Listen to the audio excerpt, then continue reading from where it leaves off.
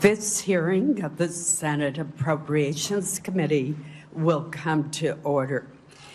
Before we begin our hearing today, I want to take a moment to recognize the American service members who recently made the ultimate sacrifice while serving our nation. We extend our deepest condolences to their families, loved ones, and fellow service members, and we honor their courage, dedication, and sacrifice.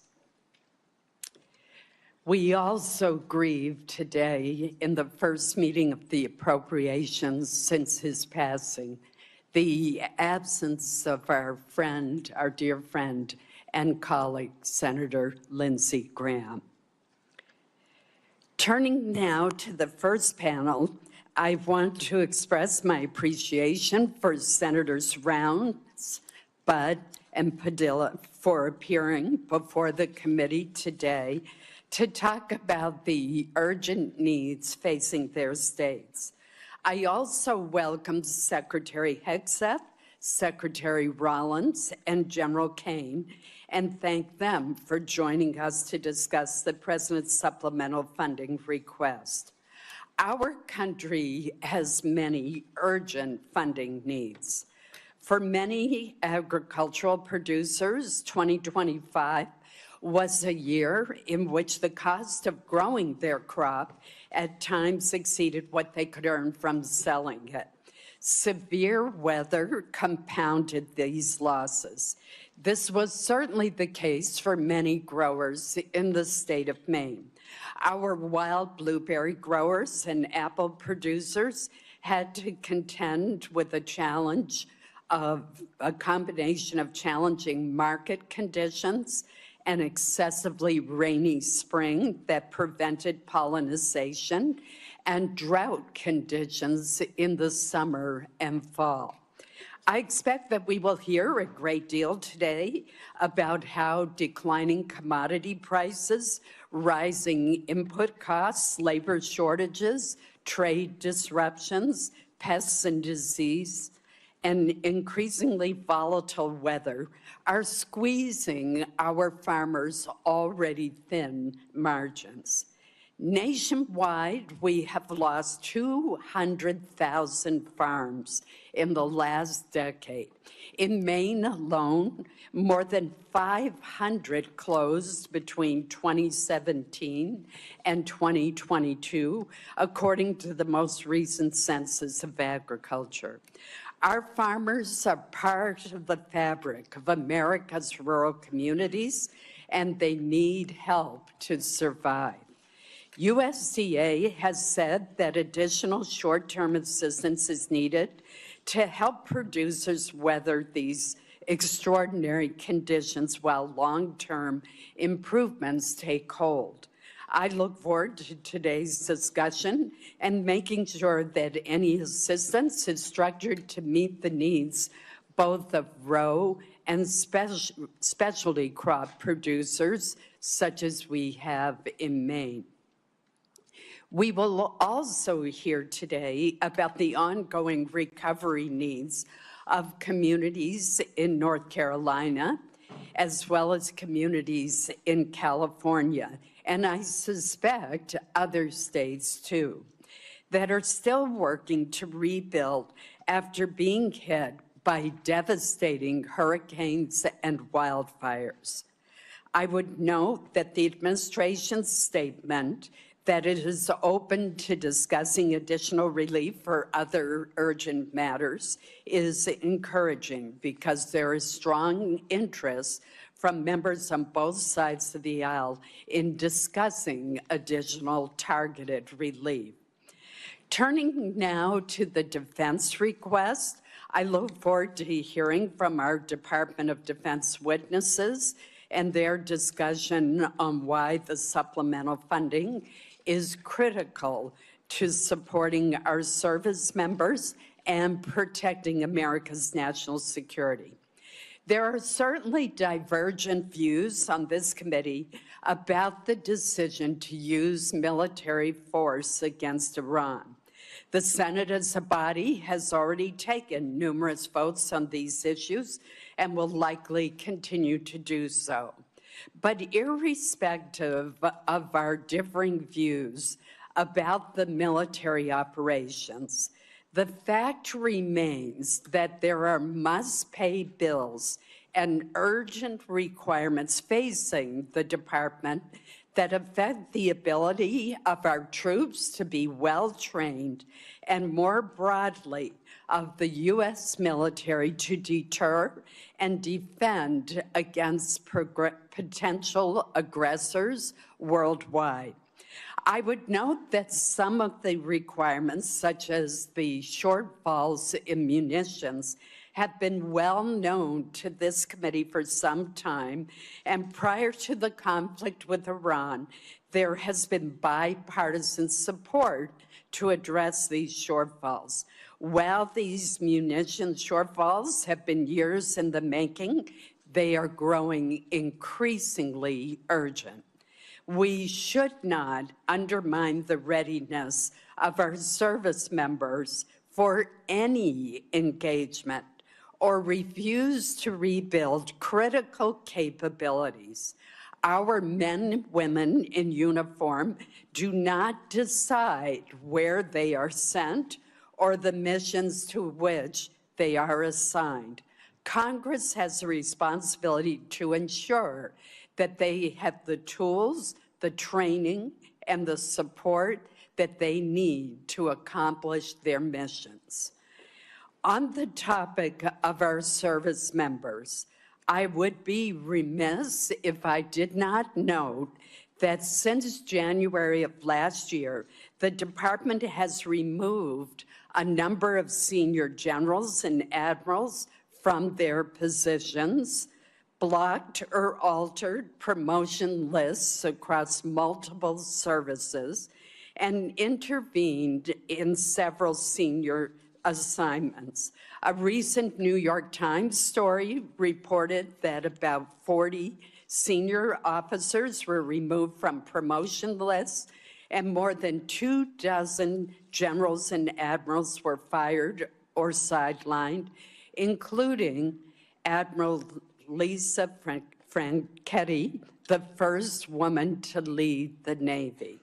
The Times further reports that more than half of those fired or removed have been female or Black, and that for the first time in more than a decade, no active duty female naval officers are likely to be promoted to admiral. I find this deeply troubling. These are men and women who volunteered to serve our country and swore an oath to support and defend our Constitution. Over the course of their careers, they have earned the support and the trust of their commanders and subordinates, led our men and women in uniform, and were selected through rigorous command and promotion boards. They have served under presidents and defense secretaries from both parties. Reports that women and people of color are disproportionately fired or sidelined create the impression that their service is not valued. This is likely to discourage well-qualified women and individuals of color from joining our armed forces, thus depriving us of their talent, dedication, and patriotism. The United States military is one of the greatest meritocracies in the free world. We need to make sure that it stays that way. I now recognize Vice President Murray for her opening statement. Thank you very much, Chair Collins, and thank you to all of our witnesses who are here today. I first, too, do want to acknowledge the loss of one of our colleagues on this dais, Like so many, I was very shocked and saddened to learn of Senator Graham's passing. We disagreed on many issues, but there was no denying the energy that Lindsey brought to this job. And whenever we could, we found common ground and managed to get something done. So I just wanted to express that my heart goes out to his family, friends, and loved ones today. Now, I want to start with a few facts. 143 days ago, President Trump started a war of his own choosing with Iran. He did not consult Congress. He did not get authorization from Congress. He did not build a coalition of allies. He did not make a case to the American people, nor did he ever win their support.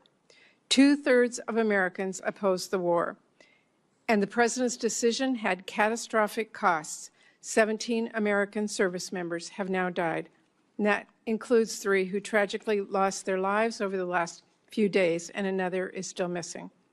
Several hundred more have been injured, including nearly 100 who've been hurt just in the last few weeks. We owe all of them and their families a debt of gratitude that we can never repay. Thousands of civilians have also been killed, and this administration will not tell the public or Congress the true financial costs of this war, but we know it is very well into the tens of billions of dollars. Tax dollars we could have spent helping people afford health care or building new housing have now been lit on fire by a president who blundered us into a disastrous war. And the cost to families' bank accounts are staggering. Economic growth has slowed to a crawl. Inflation has shot up about 50% since this war began.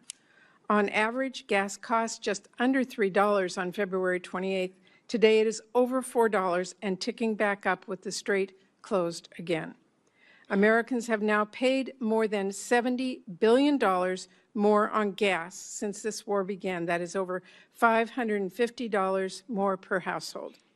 Fertilizer costs skyrocketed in the middle of spring planting, crushing farmers operating on extremely thin margins and costing families more on just about everything they buy at the grocery store. The costs of this war have been astronomical. And what has it been for? What has actually been achieved?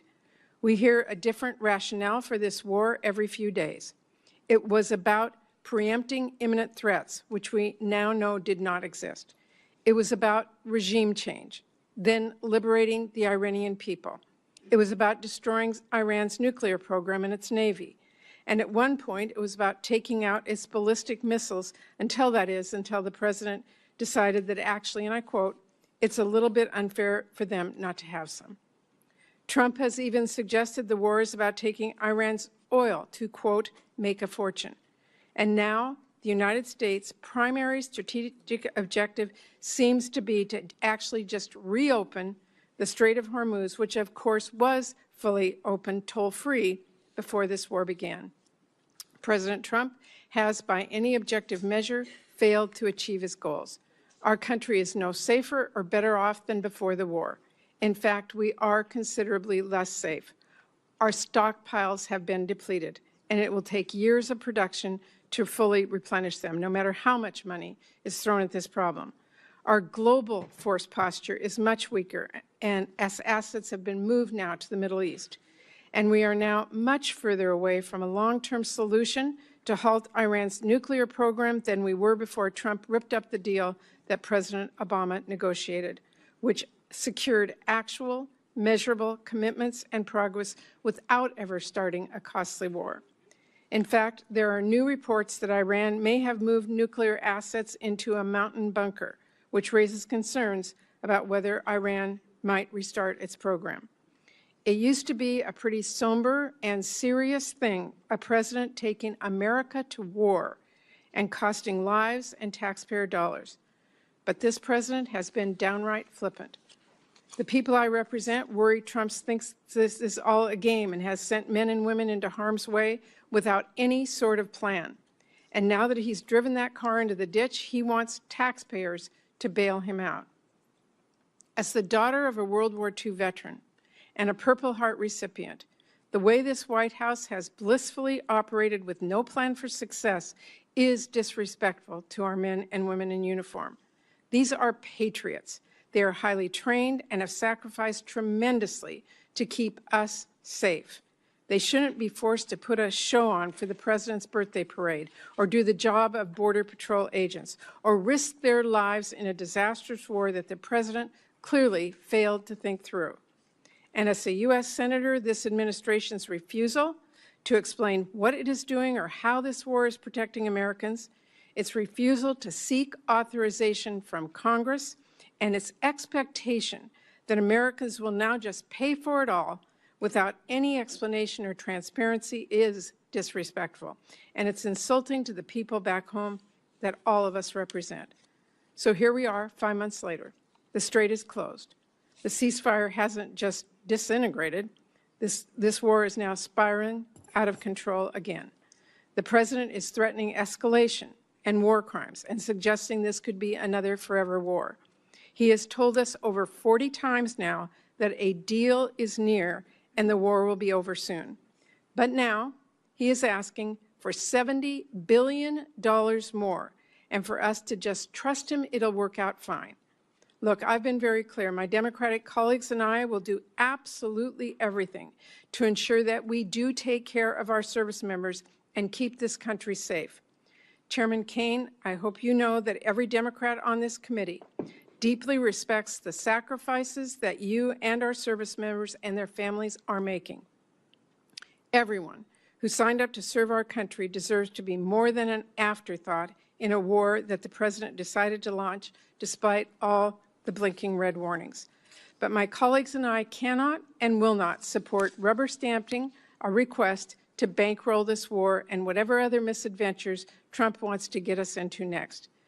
The American people want to see a quick and strategic end to this war, not $70 billion of their tax dollars sent to keep it going. And I want to make a few important points.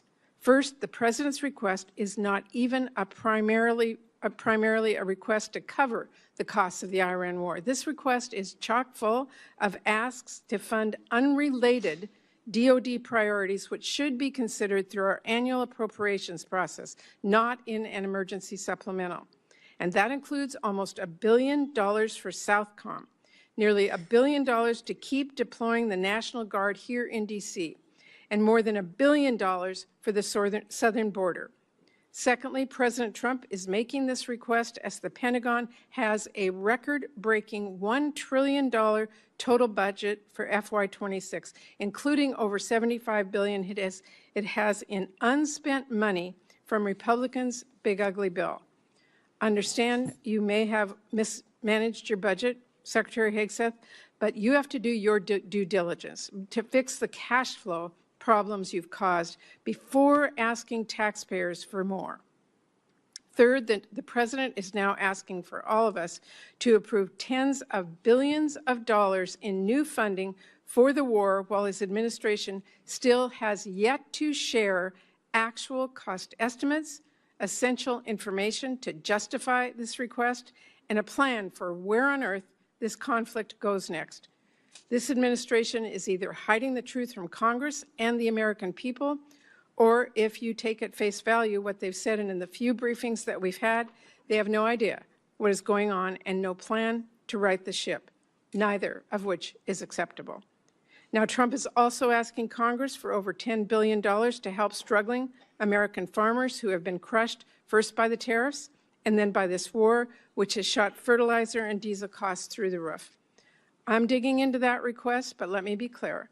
As we're looking at what farmers might need to weather Trump's storm, we must also help families put food on the table.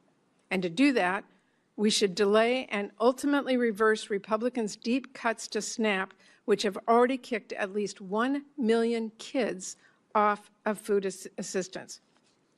Finally, Trump has also requested, and I had to read this one twice to believe, $1.3 billion in new funding for the State Department for Global Health and Humanitarian Needs.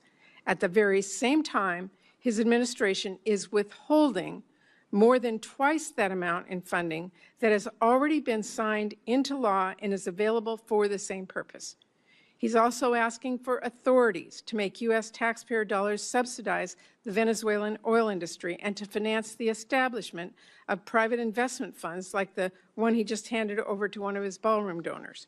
Unfortunately, Secretary Rubio is not here with us today to explain those requests, to talk about how this war forced one of the largest evacuations of our diplomatic posts ever, or to explain whether, as a national security advisor, he still thinks this war is, quote, the right decision, and whether he still, quote, believes in it strongly. So this is really a request to make taxpayers pay for the president's reckless decisions, from the Iran war to his trade wars to his global health cuts, all while doing nothing to help our families back home who are suffering because of those decisions. And that is what we should be focused on, helping people. Because as Senator Padilla and others on both sides of the aisle will tell us shortly, there are urgent domestic needs that we should be addressing instead of sending more money for Trump to drop bombs overseas. Priorities like disaster relief for our communities that have been ravaged by the unthinkable, or taking action to lower families' costs. You know what's a crisis right now? The fact that there are families I hear from back home who are working full-time and still being forced to decide whether to skip meals so they finally can buy their kids a pair of shoes. You know what's a crisis? The fact that hospitals are shutting down and kids are going hungry because of Republicans' cuts. Instead of bankrolling the president's war or sending ICE $70 billion, my colleagues on the other side of the aisle could work with us to quadruple our investments to cure cancer or help families afford childcare or help them afford to cool their homes. Those are policy choices. And Republican leadership has chosen to focus on funding war and ICE endlessly without a single cent for our American families. So let me close with this. This president says we can't afford health care. We can't afford child care. We can't afford housing. But somehow we can always afford another war. No price tag on that. Families in Washington State are skipping doctor's visits so they can afford groceries. Trump wants Congress to cut him a blank check for a war that no one supports. The American people entrust us to spend their taxpayer dollars strategically and thoughtfully. This is a huge responsibility, so let me be clear. I'm ready to work with my colleagues in a bipartisan way, as always, to address the needs of our nation and the American people. But I hope we can have real conversations about why there seems to always be money for Trump's wars, but never money for the families back home who are desperate for a little relief. So I look forward to today's discussion. Thank you. I will now introduce our first panel of witnesses. Today, we're going to be hearing first from our colleagues, Senator Mike Rounds of South Dakota, Senator Ted Budd of North Carolina, and Senator Alex Padilla of California. I welcome all of you, and Senator Rounds will begin with you first. Chair Collins, Vice Chair Murray, and members of the committee, thank you for the opportunity to highlight why food security and national security go hand in hand. I'd also like to thank the Trump administration for recognizing that input pressures have made it more difficult for American farmers to support their own operations. In South Dakota, farming and ranching is more than a job. It's a way of life built on hard work, stewardship, and the hope of leaving the land better for the next generation. Feeding and fueling the world has never been easy. Producers continue showing up year after year, despite drought, floods, disease, pests, volatile markets, and other challenges beyond their control. This supplemental funding request comes at a critical time. Farmers and ranchers are facing production costs that exceed market returns. Higher fertilizer, diesel fuel, seed, equipment, and crop protection costs, coupled with retaliatory trade practices and continued market uncertainty, have put enormous financial pressure on producers. Specifically, the projected loss per acre across the country in 2026 for corn is $131. For cotton, $342. For wheat, $114. And for soybeans, $80. While we work to strengthen America's ability to produce more of what we need here at home and reduce reliance on foreign supply chains, Congress should provide stability so producers can remain in business and continue producing the best food and fuel in the world. Today's threats extend well beyond weather and markets. Foreign adversaries, cyber threats, industry consolidation, arbitrary standards, and unfair trade practices impact farmers' ability to produce food, fiber, and fuel. Food security, energy security, and national security are connected. We also have an opportunity to strengthen both agriculture and energy security by permanently authorizing voluntary access to nationwide year-round sales of E15.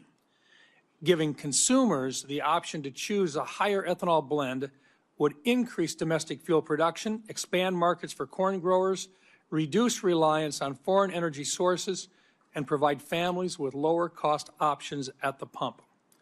Given the significant defense investments included in this supplemental, I also want to emphasize the importance of fully funding our national defense. We are living in one of the most complex and lethal threat environments since the Second World War, and the brave men and women who volunteer to defend this country deserve the leadership, training, and equipment, along with resources necessary to maintain America's military advantage. Protecting America's food supply, energy supply, and national defense are not separate priorities. They reinforce one another. This supplemental provides needed assistance to help farm and ranch families endure today's economic challenges, while Congress and the administration continue advancing long-term policies that strengthen American agriculture. I urge my colleagues to support this supplemental request to provide stability to our ag producers at this time. Thank you, Madam Chair. Thank you, Senator Rounds. Senator Budd. Chair Collins, Vice Chair Murray, members of the committee, thank you for the opportunity to testify this afternoon to provide a voice for the people in Western North Carolina. More than 21 months ago, Hurricane Helene unleashed an unprecedented amount of rainfall on the Blue Ridge Mountains, causing severe flooding and devastating landslides. The storm left behind tens of billions in damage. In December 2024, Congress responded by approving a disaster supplemental that provided billions of dollars to Western North Carolina recovery.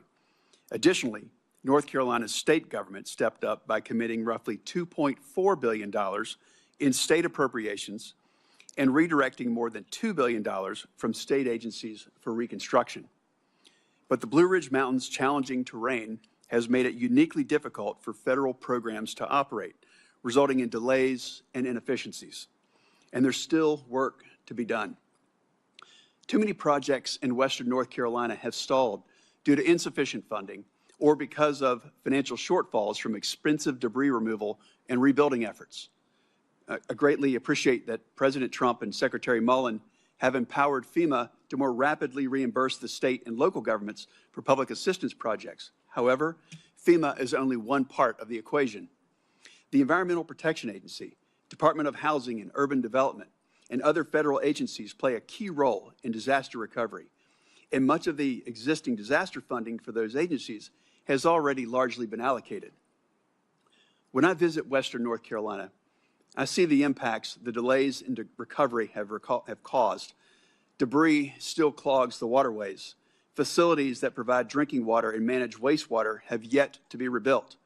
Most concerning, some homeowners are paying mortgages on properties that are still unlivable or yet to be rebuilt. Towns have been forced to embrace expensive short-term stopgap solutions just to carry out their most basic functions for their residents. In the small town of Beech Mountain, there is no long-term water supply. The dam and water treatment plant were heavily damaged, forcing the town out of compliance with state safety standards. And as a result, the state could be finding Beech Mountain $25,000 per day. Most repairs are needed so that the water treatment plant can function long-term. If funded, this process will take at least a year and require significant diversion of utilities and/or daily water trucks just so hundreds of residents will have to have clean drinking water during construction. 3 years is too long to wait after a disaster, and we can't delay any longer. Tourism, the lifeblood of much of Western North Carolina, has begun to rebound, but there's still far too many areas that are unable to accommodate the travelers they once welcomed. But I want to highlight a few examples of success stories to show how ample funding for the last disaster supplemental, paired with exceptional planning and project execution, made an immediate impact on our mountain communities. Last July, portions of the Blue Ridge Parkway reopened after 57 landslides struck 200 miles of the parkway. This Memorial Day weekend, Lake Lure reopened to the public after an incredible debris removal and refilling project. And I want to be clear that I fully support President Trump's request to replenish our munitions stockpile and strengthen our military. And I'm also appreciative of his efforts to provide economic assistance to farmers impacted by disasters and unfair trade practices. However, to address the long-term recovery needs of Western North Carolina, more federal funds are needed. Every time I'm in Western North Carolina, people ask me to make sure that they're not forgotten. This is Congress's chance to remind them that we're serious about helping them get back on their feet. I'm deeply grateful to the members of the committee for holding this hearing, and I look forward to continuing to work with you throughout this whole process. Thank you. Thank you, Senator Budd. Senator Padilla. Thank you, Madam Chair, Vice Chair Murray, members of the committee. Appreciate the opportunity to testify on behalf of the people of California, and especially the survivors of last year's devastating fires in Los Angeles County. And I want to acknowledge that some of them are here in the audience today advocating for relief, and I'm proud to work alongside them. As many of you recall, 18 months ago, 60,000 acres across Southern California burned. That's roughly 3.5 times the size of Manhattan. Over 16,000 homes, businesses, schools, and other structures were destroyed. And most devastatingly, 31 Californians lost their lives. To respond, more than 7,500 firefighters worked literally around the clock for more than 3 weeks to extinguish the fires. And those firefighters weren't just from California. Many came from our neighboring states of Oregon, Washington, Arizona, some as far away as Utah, Texas, and Montana. Colleagues, because as Americans, that's what we do. We help each other. We don't condition our response based on who a community voted for in the last election. When Americans need help, we help. Now, walking around the Palisades and the Altadena communities during the fires and after the fires, you couldn't help but be moved by the scale of the devastation, the images of nothing standing but a chimney amongst a pile of ash. Cars literally melted into the streets or the drivers where they had been parked. In the wake of disasters like this, Congress has historically come together on a bipartisan basis to provide aid and long-term recovery funding to help communities recover and rebuild, regardless of whether the disaster was in a state represented by Republicans or Democrats. But instead of following that historical practice, this administration has left California waiting for more than 1.5 years, while asking Congress to fund hundreds of billions of dollars for other purposes. I want to be crystal clear. No disaster-impacted community, regardless of where it is located, should ever be held hostage or treated as a bargaining chip for other political priorities. Californians in Altadena and the Palisades have now waited more than 18 months. Yet long-term recovery funding is still absent from even the administration's request. Instead, it asks taxpayers to spend hundreds of billions of dollars more on a war that Congress has never authorized, a war that's raising gas prices, worsening supply chains, making our country less safe, and for which 17 service members have already paid the ultimate sacrifice, with many more seriously injured. Now, we know this committee can address disaster relief without tying it to a laundry list of unrelated priorities, because it's done so many times before, including as recently as December 2024, when the committee on a bipartisan basis passed more than $100 billion of relief. There's no reason we can't do it again. Colleagues, we must reject the premise that it is okay to keep survivors waiting for help because the president, any president, decides they need something else from Congress to get it.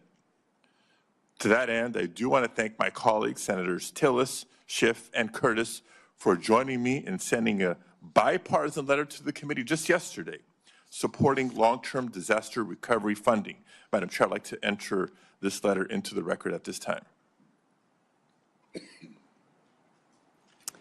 Thank you, Senator Padilla. I'm not, I just want to enter the no. letter to the record. Without objection, Thank you. it will be. And I'll be wrapping up soon here. I also want to reiterate what I said earlier. We know the next disaster is coming. Anyone who stepped outside of Washington this last weekend or across at least a dozen states saw and breathed the very impacts of wildfires. And it may be Canada now, but it's going to be one of our states next. As of last week, the federal government has already spent over $3.3 billion in wildfire suppression this fiscal year, even though the peak of fire season is August and September. That's still ahead of us.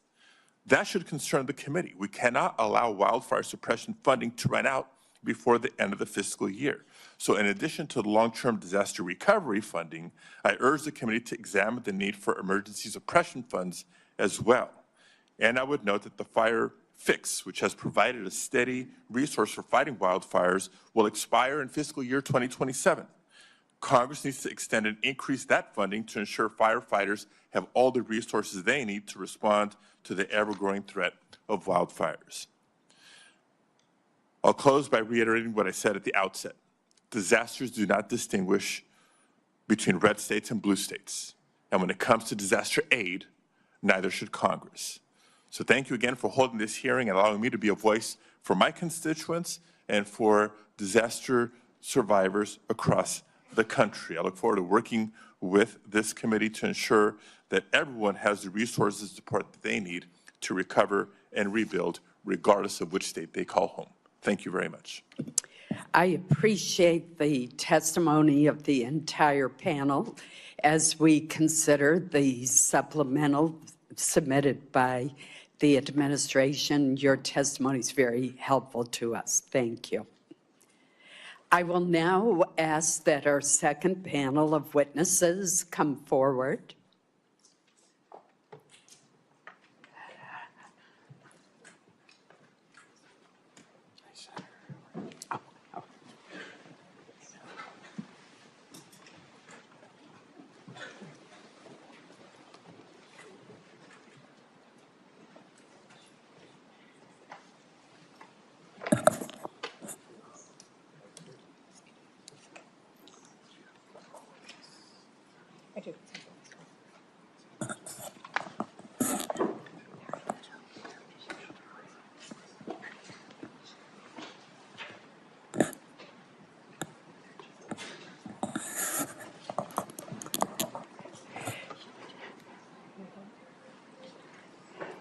Well, leave it to our military witness to be on time.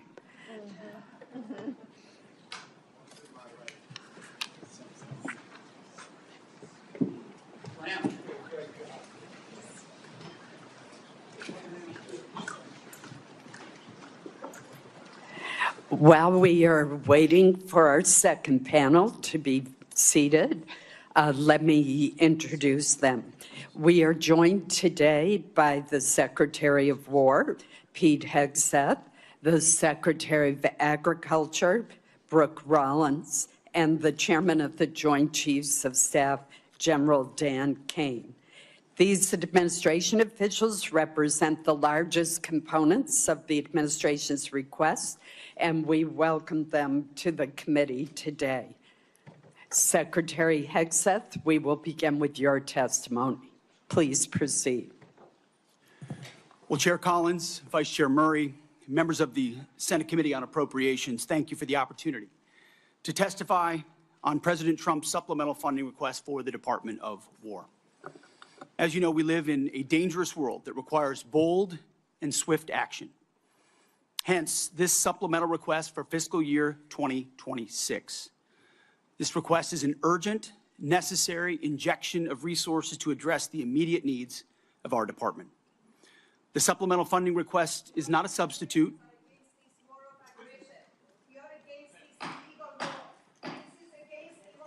For 90 million people, your hands are bloody, of 17 Americans and 4,000. The witness will suspend until order is restored in the committee room.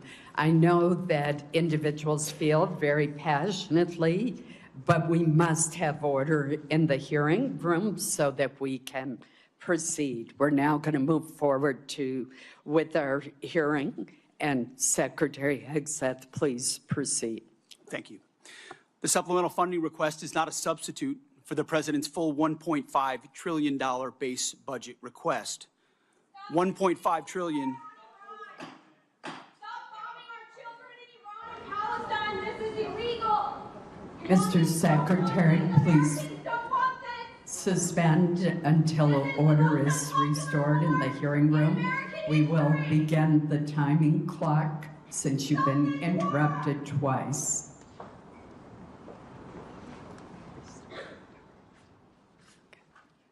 Thank you. Please proceed. $1.5 trillion is what the President seeks and what we need to defend the country. The members of this committee understand better than most that long-term strategic dominance cannot be funded through one-off supplementals. Veterans, call for end to this war right now. We will have order in the hearing room.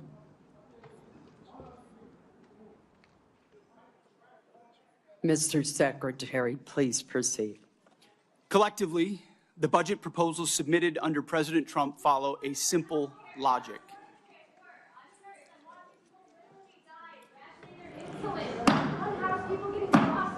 I would ask that the Capitol Police, whose professionalism I admire, remove those who are seeking to disrupt the hearing. Please proceed. President Trump's following a simple logic. The military requires a generational investment to deliver on peace through strength. We know the best way to create peace is to prepare for war, to deter it. And that's exactly what the Department of War is doing, building a force so capable that it would be absurd for anyone to challenge it. As the direct result of neglected priorities and gross negligence that ignored threats left over from the previous administration, President Trump inherited a set of global and domestic crises, deferred maintenance almost across the board. Instead of steering the ship through gathering storms, former leaders let our military languish through social experiments and globalist appeasement, sheer weakness. Under President Trump, we have built a different type of department.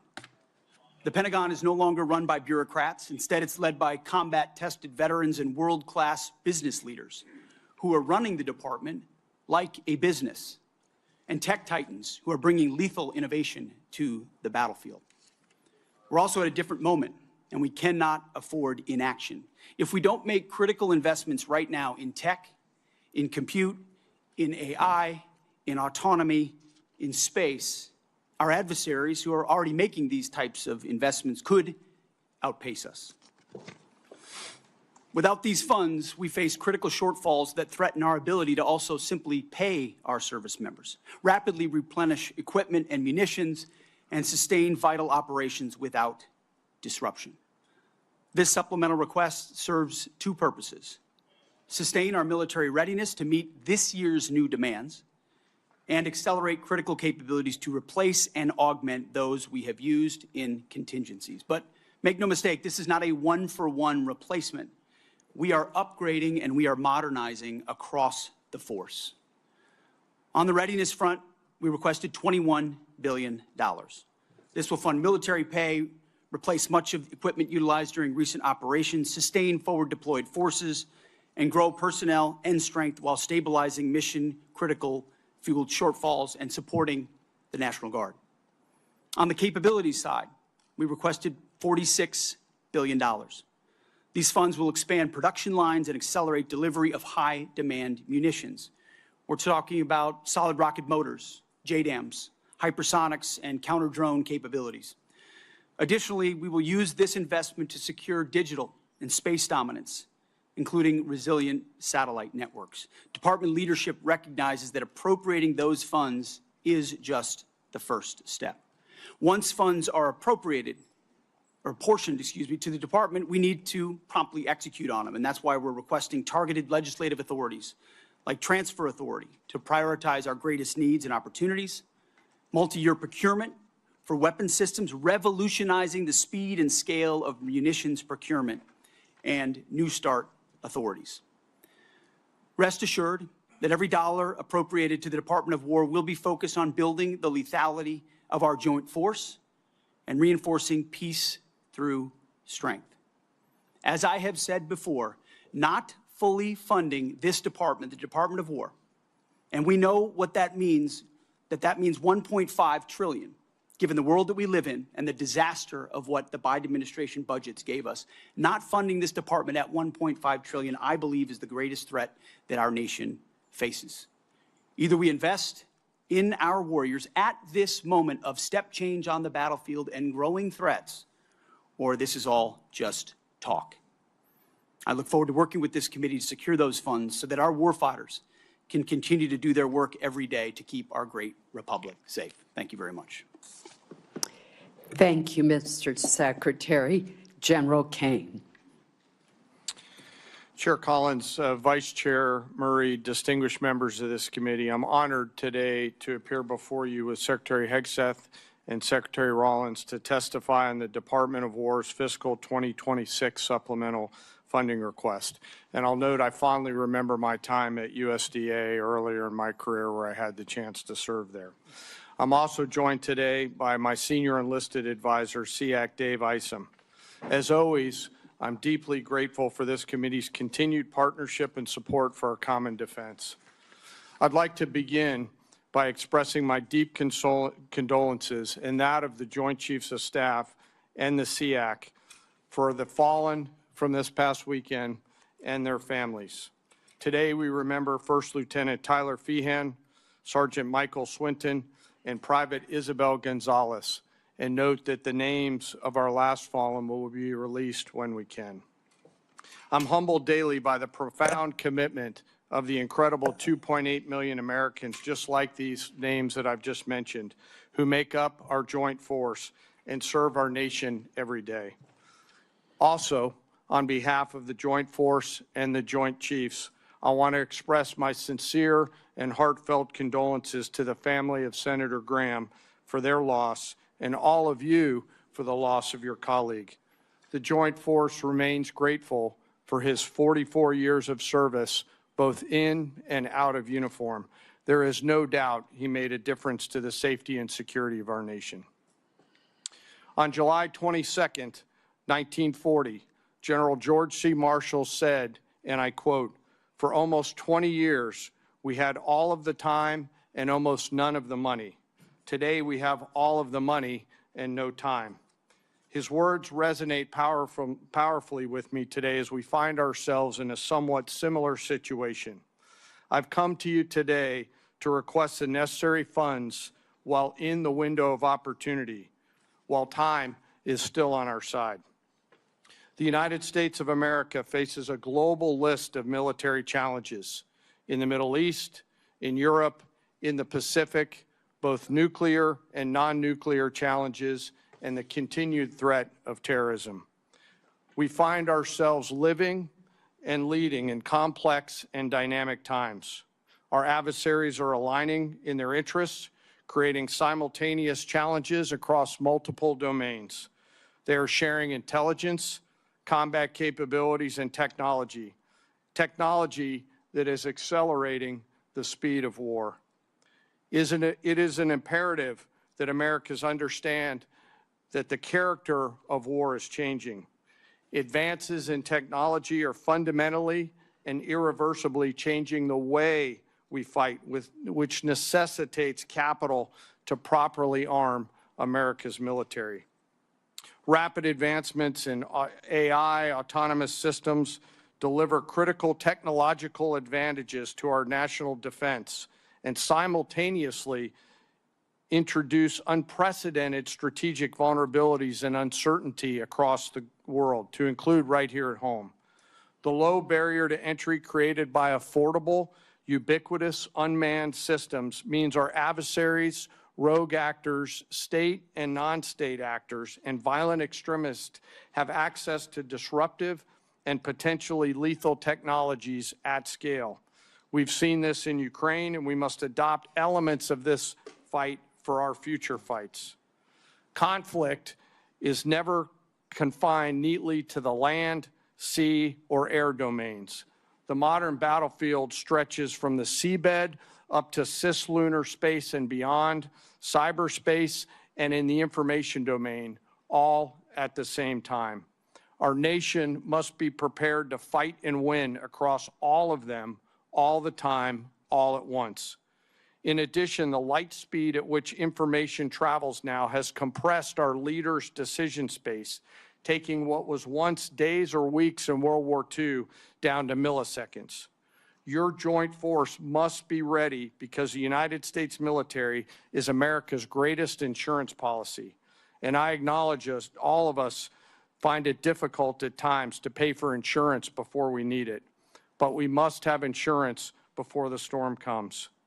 The Armed Forces of the United States of America serves as our nation's ultimate safeguard and our insurance policy to preserve, protect, and defend our national interests, security, and prosperity. To uphold this responsibility, we require predictable and consistent funding. This will allow us to partner effectively with our defense and national industrial bases, building on acquisition reforms that guarantee our warfighters receive capabilities at scale before they are required in conflict or combat. I'm struck by this season of American history we find ourselves in, and I continue to ask myself, if not now, then when? And if not us in this room and the rest of the Congress and the nation, then who? I acknowledge the environment we all serve in, but always remember that we are all Americans with deep and abiding love of our nation and our military service members and their families. I've come today to ask for your help and your support. America's armed forces need $1.5 trillion to meet the military challenges of the future. This supplemental is a part of that, and to be allowed to use this capital to pay for military personnel, operations and maintenance expenses, and accelerate investments on critical technologies, as the Secretary just mentioned.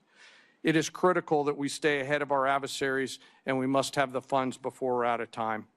In closing, I ask all of us to remember our deployed service members around the world right now, especially our Army teammates who remain deployed after losing their friends and teammates this past weekend. And I again ask all of us here in the Senate and across the American people to never forget our fallen and their families, who continue to show us what courage, tenacity, grit, and commitment to the nation looks like. Thank you very much, and I look forward to your questions. Thank you, General.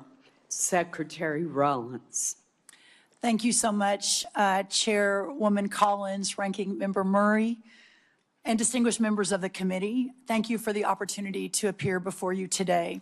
Let me begin with the bottom line up front. The United States Department of Agriculture is joining today the United States Department of War in a fight for America and for American flourishing. After all, defending America's ability to feed and fuel and clothe herself is defending America, full stop. This can be easily forgotten. For centuries, we built farms and ranches and transportation that fed not only America, but the world too. For a long time, that prosperity made America strong and made America safe. But across the past 100 years, and especially across the last administration, we took that source of strength in war and peace, our farms and our ranches, and the communities that surrounded them, and we hollowed them out. We made them weak, and we put them on the precipice of decline and extinction.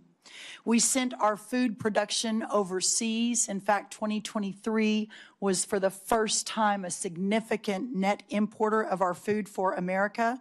And in so doing, we replaced American production with massive amounts of imports.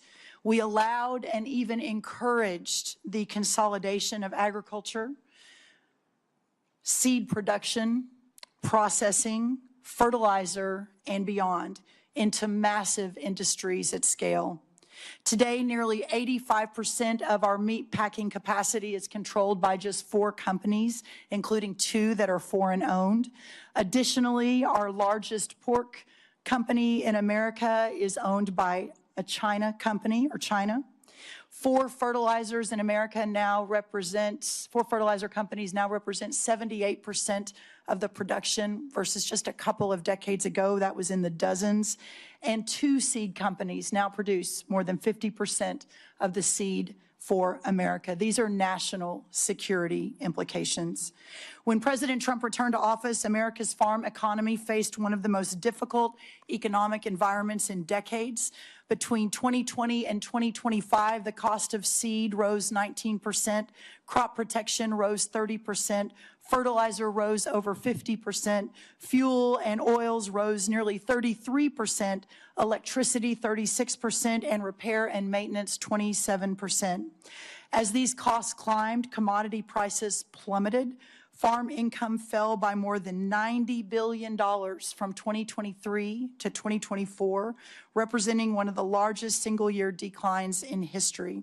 At the same time, producers saw not one new trade deal across the world, resulting in an unprecedented $50 billion agricultural trade deficit. American farmers deserve better, and our national security now demands it. As long as we are beholden to foreign and even hostile countries for our food and our fuel, our freedom is in jeopardy. Since my first day at USDA, we have been committed to addressing this crisis head-on. In addition to implementing the historic working families tax cuts, thanks to so many in this room who worked so hard, moving $40 billion in disaster and economic assistance to producers across the country, securing 19 new trade deals, and decreasing that $50 billion agricultural trade deficit in 1 year by 42%.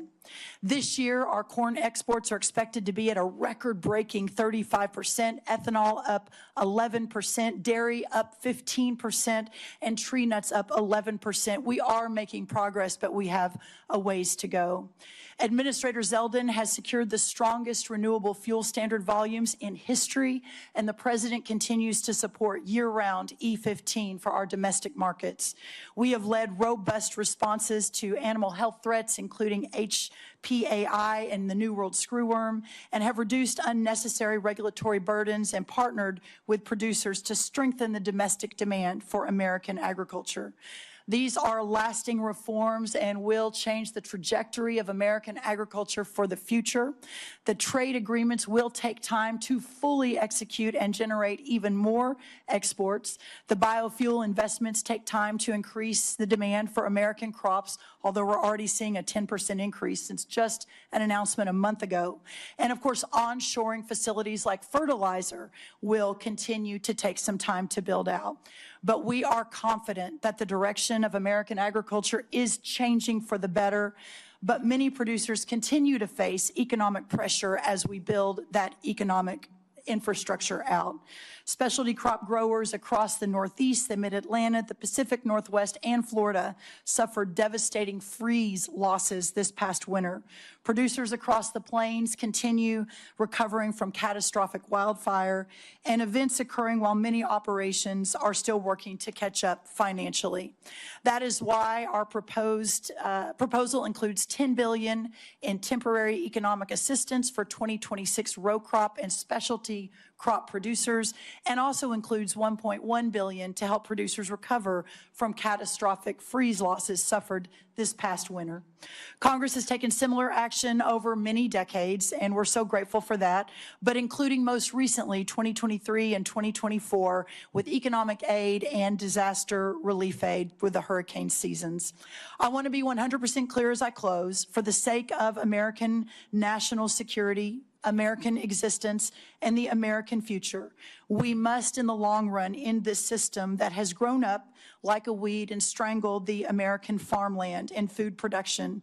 Farmers want to farm for their products, not for a government check. They want to be free from dependency and free to innovate. We know what happens when they are able to do that. They build and feed the greatest republic in the history of man. But when they aren't, well, we know the danger that we are in today.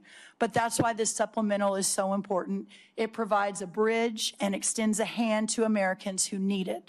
It buys the nation the security that we need, and it buys us time to deconstruct and then reconstruct a new system, putting our farmers and ranchers first, and to restore the system that originally made America great. For our farmers, the defense of American freedom continues. They only ask to be free to fight. Thank you so much. Thank you for your testimony. We will now begin with questions for our witnesses. As you can see, we have a very full attendance of committee members today, so I would ask that all of our colleagues to please keep track of the clock and stay within the allotted 5-minute question time. With that, let me begin. Secretary Hegseth, General Caine. Members on both sides of the aisle have questions about the authorization strategy, objectives, and conduct of operations in the Middle East. Regardless of our differing views, the fact remains that there are must-pay bills and urgent requirements facing the department that affect the ability of our military to deter and defend against potential aggression worldwide.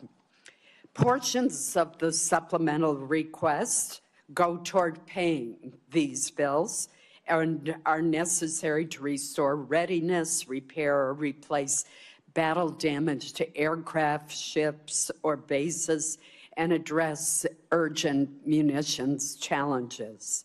I understand and am told that some military services face near-term solvency challenges. What will be the impact on our troops if additional funding is not provided?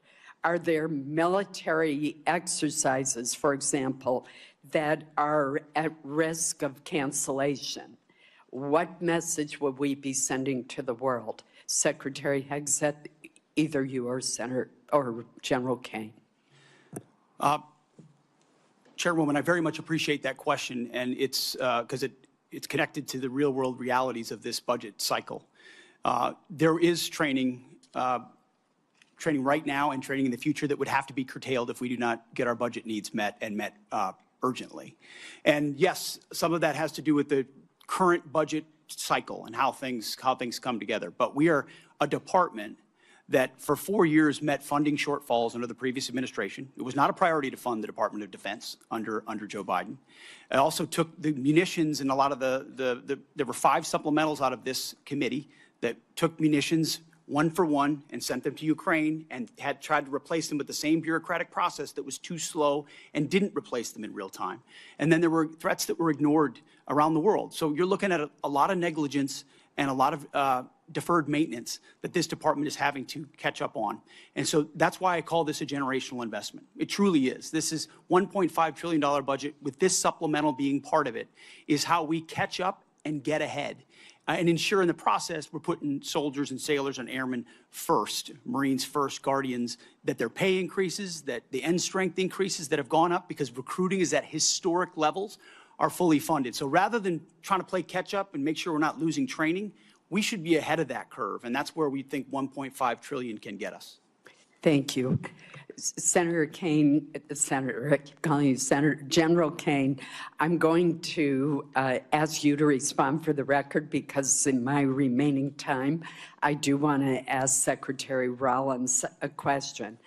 Secretary Rollins, as we heard from the previous panel, our country has many outstanding recovery needs from disasters and other weather-related events over the past 2 years.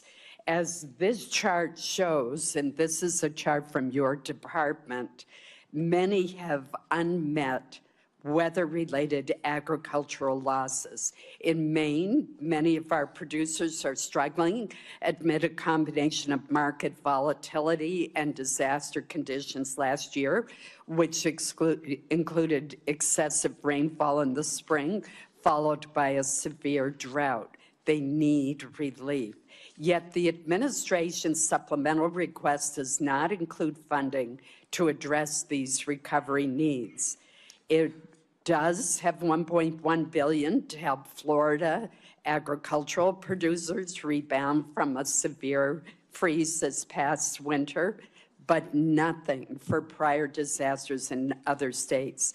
Can you explain USDA's thinking behind focusing your request just on the 2026 freeze rather than on the 2025 disaster declarations that you made? Yes, Senator, thank you for that question. Obviously, the discussions that went on over at OMB and with our teams continue, but what I will say is we are obviously 100% in support of any sort of disaster relief program for our farmers, whether it's hurricane, tornado, drought, freeze, et cetera. So look forward to working with you on that and specifically understanding the larger context here that there's a lot of farmers, a lot of producers who are really hurting, not just in Florida and not just from the freeze. So it's important that we work together to solve for that. Thank you. Senator Murray. Thank you, Chair Collins. Secretary Hegseth, your department received $150 billion last year in the Republicans' Big Beautiful Bill. It also received a record $839 billion for fiscal year 2026, more money than you asked for last year. Combined, that is a $1 trillion budget for the year, and as I already mentioned, your department has yet to spend half of the reconciliation funds. And despite that, you are here today asking for tens of billions of dollars more for things that you've already asked for in your FY27 request or that have nothing to do with Iran. This administration has tried to sell this as an emergency request, but it may be better understood as an attempt to skirt the normal appropriations process. Here are just a few of the things requested in this Iran supplemental.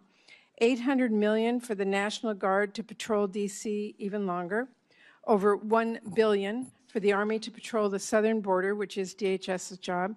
$900 million to support the administration's illegal boat strikes in the Caribbean.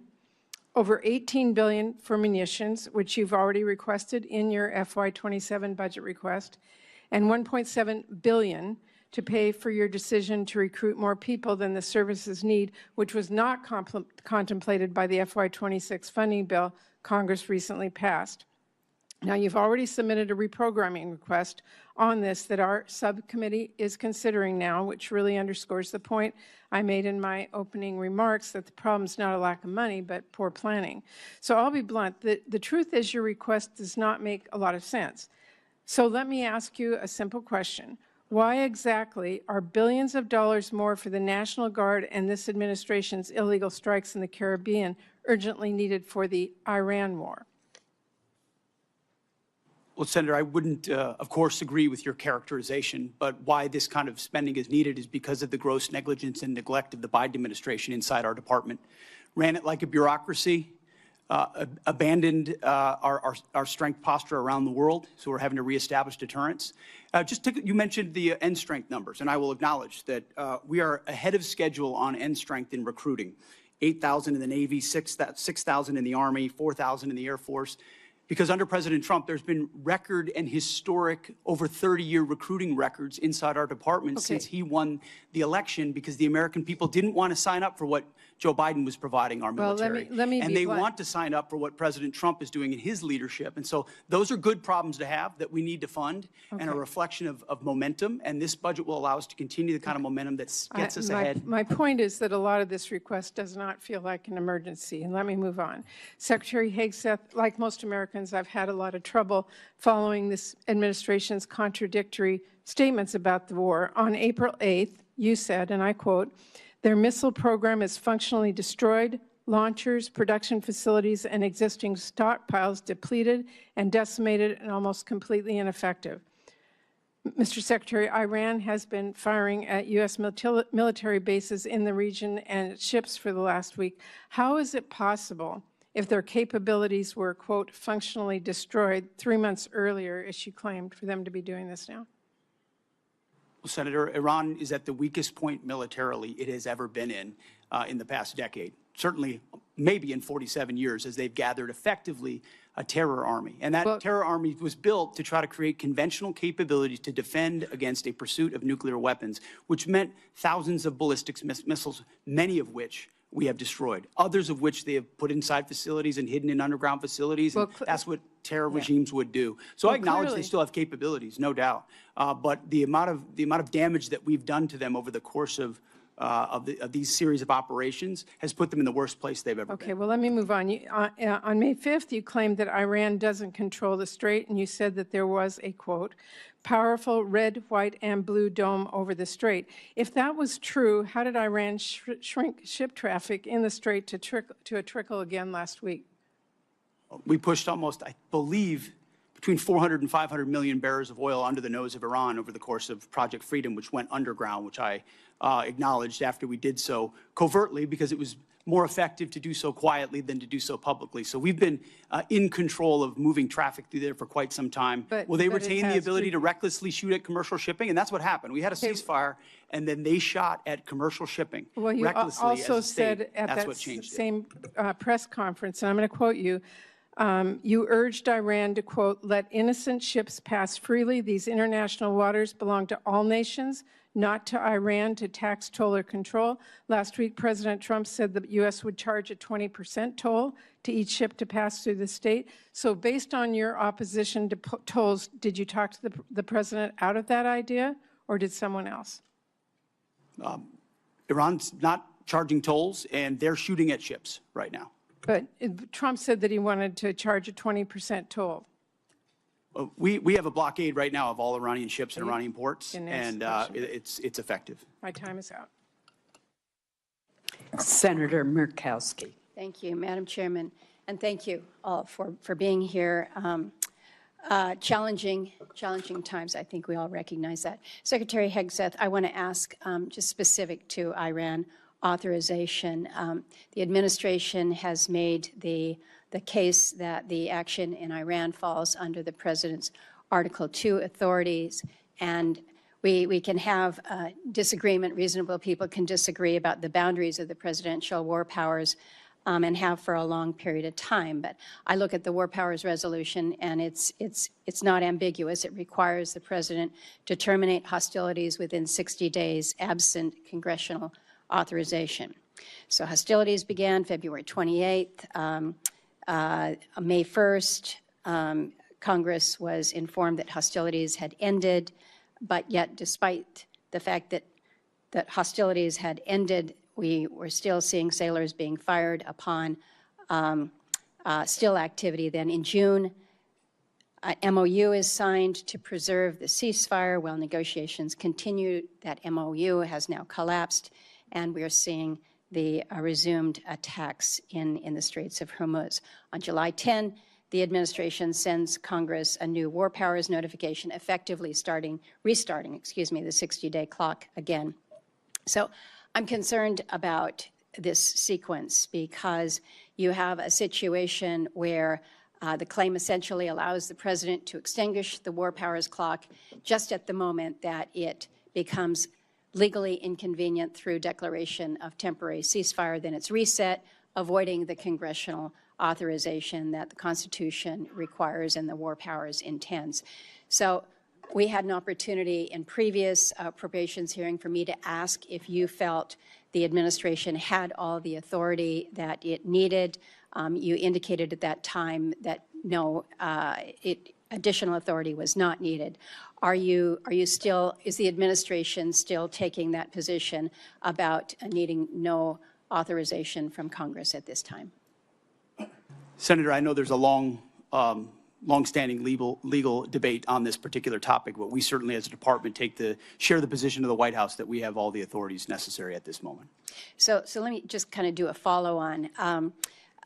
In the Clinton administration, this is 1999, there was an operation that was launched, Operation Allied Force, NATO airstrikes against Yugoslavia. There was not a prior congressional authorization that was sought. President Clinton notified Congress under the War Powers Resolution and then subsequent to that, sent Congress an emergency supplemental funding request. It was about $6 billion to cover the cost of Kosovo operations. Congress then passed a supplemental package that covered the president's request plus additional military funding.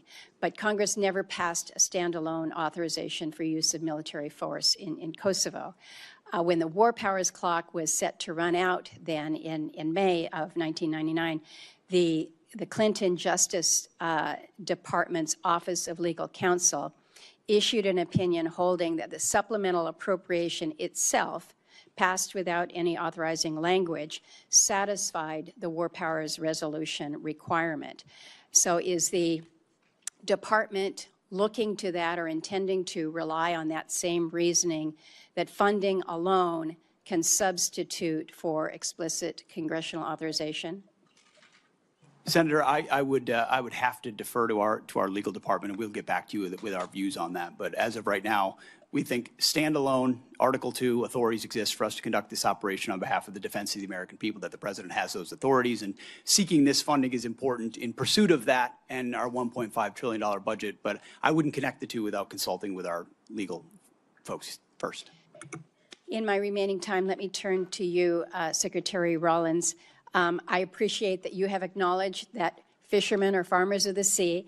I don't know whether you are aware whether any fishermen will be eligible for any of the supplemental funding. They too have faced many of the same challenges that our farmers have with high fuel costs, the impact from tariffs, disasters that we have seen.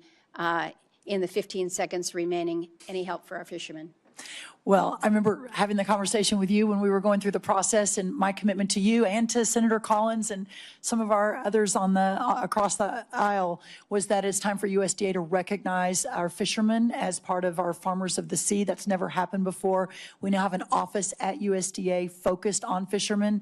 And so I think as you all move forward with the supplemental, the conversation, and obviously up to you all what that looks like, but very supportive of treating our fishermen similarly to the rest of our farmers. Thank you. Thank you, Madam Chair. Thank you. Senator Durbin. Thanks, Madam Chair. Mr. Secretary, I'd like to ask you to help me reconcile some numbers. It's my understanding that this whole supplemental funding request is $87.6 billion, and most of the funding, $67 billion, is for the Department of Defense. Yet we are told the Department of Defense still has $75 billion in unobligated funding from last year's reconciliation package. Is that true? Roughly correct numbers, yes. So you left some change on the dresser before you prepared to come for this hearing. What's going to happen to that $75 billion? Well, that 75 is, there's plans and designs on that, part of the rebuild of our military, which had to be undertaken. And so the One Big Beautiful Bill gave us specific avenues. I'd have to get you the exact numbers of what that is left to be allocated. Does it have to do with the war in Iran? No, this is rebuilding our military from what was not funded in the past under the Biden administration. So this is from 2026, One Big Beautiful Bill, which helped move the president's priorities like Golden Dome for America, move away from all the woke priorities of what the Biden administration was pursuing, give us a chance to start cutting these deals on munitions, all the things that the president wanted us to focus on: shipbuilding, hypersonics. I mean, the Biden administration ignored hypersonics. They just decided to pretend like that technology didn't exist and we shouldn't invest in it. There are things, I don't know what Lloyd Austin did for 4 years. I really don't. Well, sure the amount of neglect, the amount of stale thinking and bureaucracy, it was staggering when we took over. So One Big Beautiful Bill gave us a chance to get caught back up. Let me interrupt your speech for a minute, Mr. Secretary. It's my turn to ask questions. I've been listening patiently while you made your presentation. You estimated at one point that the cost of the war in Iran was $29 billion. but then added a caveat that there was a replacement of munitions, for example. Do you have a new estimate about what the war has cost us so far in this, the 5th month of the first year of this war in Iran? Senator, the estimate we have as of today is $37.5 billion. And is the current activity, which we've been told about, the exchange of fire back and forth in Iran, an indication that that number is going to go up in the months ahead? Some of that number captures additional O&M, mill pay, and other that would be anticipated through the fiscal year. So some of that anticipates what costs would be going out in the future as well. So the new number you've given me is what? $37.5 billion, Senator. And that represents the cost of the war through what period of time? Through now for certain aspects of it, but also mill pay, O&M, other anticipated costs through September 30th, Senator. General Caine, let me ask you a question. I joined a group of senators, some are here, Senator Rounds, Senator Coons, Senator Shaheen, and met with President Zelensky in Turkey during the NATO summit. He was very explicit in terms of what he needed to win. He feels the momentum in Ukraine is moving to his side, and that he is putting a foot forward instead of back. Is that your feeling? Sir, I think the pressure that Ukraine is putting on Russia is substantive at this point. Do you acknowledge his request that we help them with air defenses as a high priority? Sure, I know he's made the request. Whether or not that moves forward is always a debate at our civilian leadership, but I'm aware of that request. Are you aware of the fact that we appropriated and the president signed into law $400 billion of supplemental funding for Ukraine, including money for air defenses? I am, sir. Are you also aware the administration has informed us that that money will not be available in many aspects until the next president is in office? Sir, I'm not aware of that. My that's a understanding was that that capital had been allocated, but I'll have to defer to my civilian leadership. No, I'm sorry to tell you the pay plan tells us to be prepared to spend that money in fiscal year 29. The new president, whoever it may be, will make that decision. If you're talking about air defenses and the momentum on the side of Zelensky, what impact will it have if we cannot fund this for 3 years? Sir, I want to highlight that the incredible work that the Ukraine industrial base is doing as they scale their own capabilities. It ranges from their surface-to-air capabilities to their air-to-air capabilities. I'll note that recently we had the first air-to-air kill where a Ukrainian F-16 shot down a Russian fighter. So I think their ability to scale their layered defense has come along a long way over the past couple years with the help and assistance of many. General, thank you for your service to the country, and I'm sorry for our losses. I believe 17 servicemen have given their lives in Iran so far, and hundreds have been injured. We should acknowledge that fact. And let me also say, we're at a moment in history where we can win the war in Ukraine. That victory would be critically important for those people who have fought for more than 4 years against the odds and proven they can put Putin back on his heels. But instead of finding the money that they need now for air defenses, we're putting more money into this exchange with Iran, a war of choice which we never should have entered. Thank you, General. Senator Moran. Chairwoman Collins, thank you very much. Let me first begin with just a statement to you, Secretary Rollins. Thank you for your leadership. Thank you for your attention to disaster assistance. Hugely significant and important in many states represented here, but across the country. And it is as challenging circumstances as I've seen farmers in my time and representing them in the United States Congress. And I appreciate my colleague, Senator Rounds, for making that case today. I appreciate the efforts by Senator Bozeman, the chairman of the Ag Committee, and Senator Rounds and his Vice Chairman Shaheen for their efforts here on this committee for that effort. Secretary Hegseth, let me ask you about your recent visit to the 101st Airborne Division. You saw the MV-75 Cheyenne. You saw it firsthand and heard from soldiers, as I understand it, about the next generation capabilities, how they will transform the way we fight. The Cheyenne has broken through, and it appears to me, in the acquisition bureaucracy to deliver a capability for our war fighting much faster than it otherwise would have happened. As you look across acquisition, I mean, we're here talking about appropriations, but the ultimate success we'll have in defending our country is putting that money to work as quickly as possible. So as you look at acquisition, what would you tell me we learned from the Cheyenne? Is it a model how the department can, it intends to field the next generation of capacity going forward? What does the program need from this committee to meet both the schedule and the necessity of its capabilities? Senator, I appreciate the question. I think it's one of the untold stories of our department is how we've tried to revolutionize the speed and scale of new acquisitions and procurement. Some of it through munitions and ensuring that companies pay for building their own factories and their own assembly lines so that we're saving billions and billions as taxpayers while companies invest. And when you invest in something with your own money, you want to see it succeed ahead of schedule and on time.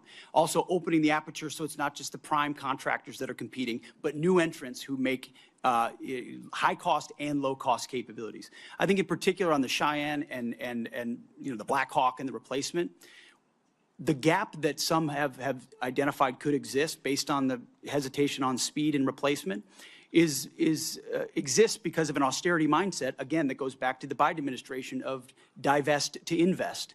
And so you end up divesting in certain systems like the Black Hawk before the next one is online, creating gaps for actual operators. And what we're funding in this supplemental and across this budget is the ability to do both.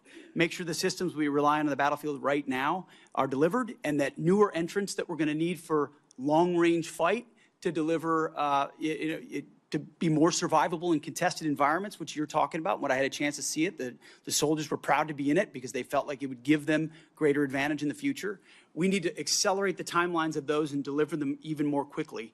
And when you allow new entrants with all the right incentives, those things happen, and it's happening in that program. Will that take place, I think you may have just said this, but will take place in this circumstance of the Cheyenne? I believe in this administration, because of the policies of this administration, it is likely to do so. Just like the B-21, just like the F-47, just like so many other of our exquisite munitions that otherwise would have taken years and years to even get into development. We're moving those things left by, in some cases, years, so that we get them in the hands of warfighters who would need them right now and not held up in bureaucracy in this town.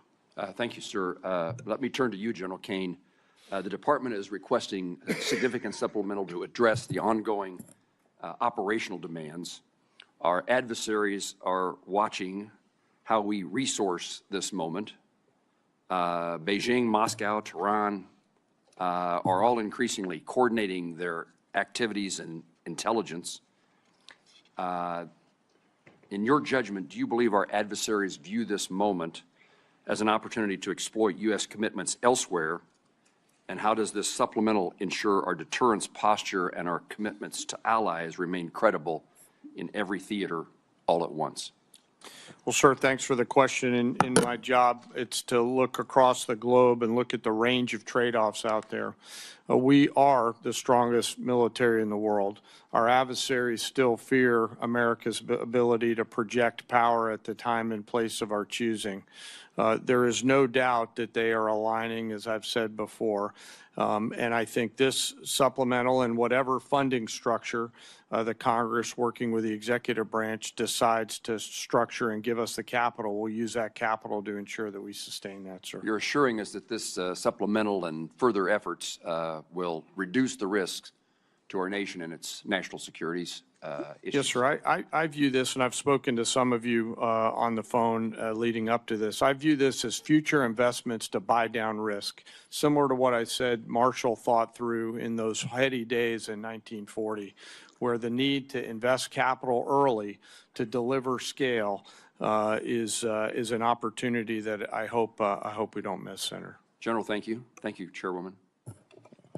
Senator Reed. Thank you, Madam Chairman. Secretary Rollins, I just want to reiterate a point that Senator Padilla made. We have $10 billion in this request for Midwestern farmers who are suffering because of the interruption of fuel and fertilizers because of the President Trump's war, unauthorized war.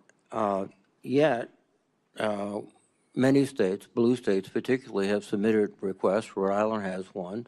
February, we had the worst snowstorm in our recent history. and we've been denied by the president. In fact, if you look at the numbers, 20% of blue states seem to get approved and about 80% of red states. I'm making a point, not asking a question. This is unfair. Thank you. Secretary Hegseth, on February 28th, when you initiated this war without authorization from Congress, the Straits of Hormuz was open and providing vital fuel supplies for the whole world. Now they're closed effectively, impacting globally the price of oil and the economies of the whole world. But the Department of Defense has been planning for potential operations against Iran for many, many years. And one of their obvious assumptions was that the Strait of Hormuz could be closed. Were you unaware of that? Senator, you are correct. Nobody plans more and looks at more contingencies than our department. And so, of course, undertaking a historic effort like this, of this scope and scale, of course, the Strait of Hormuz was front and center in every single aspect of that.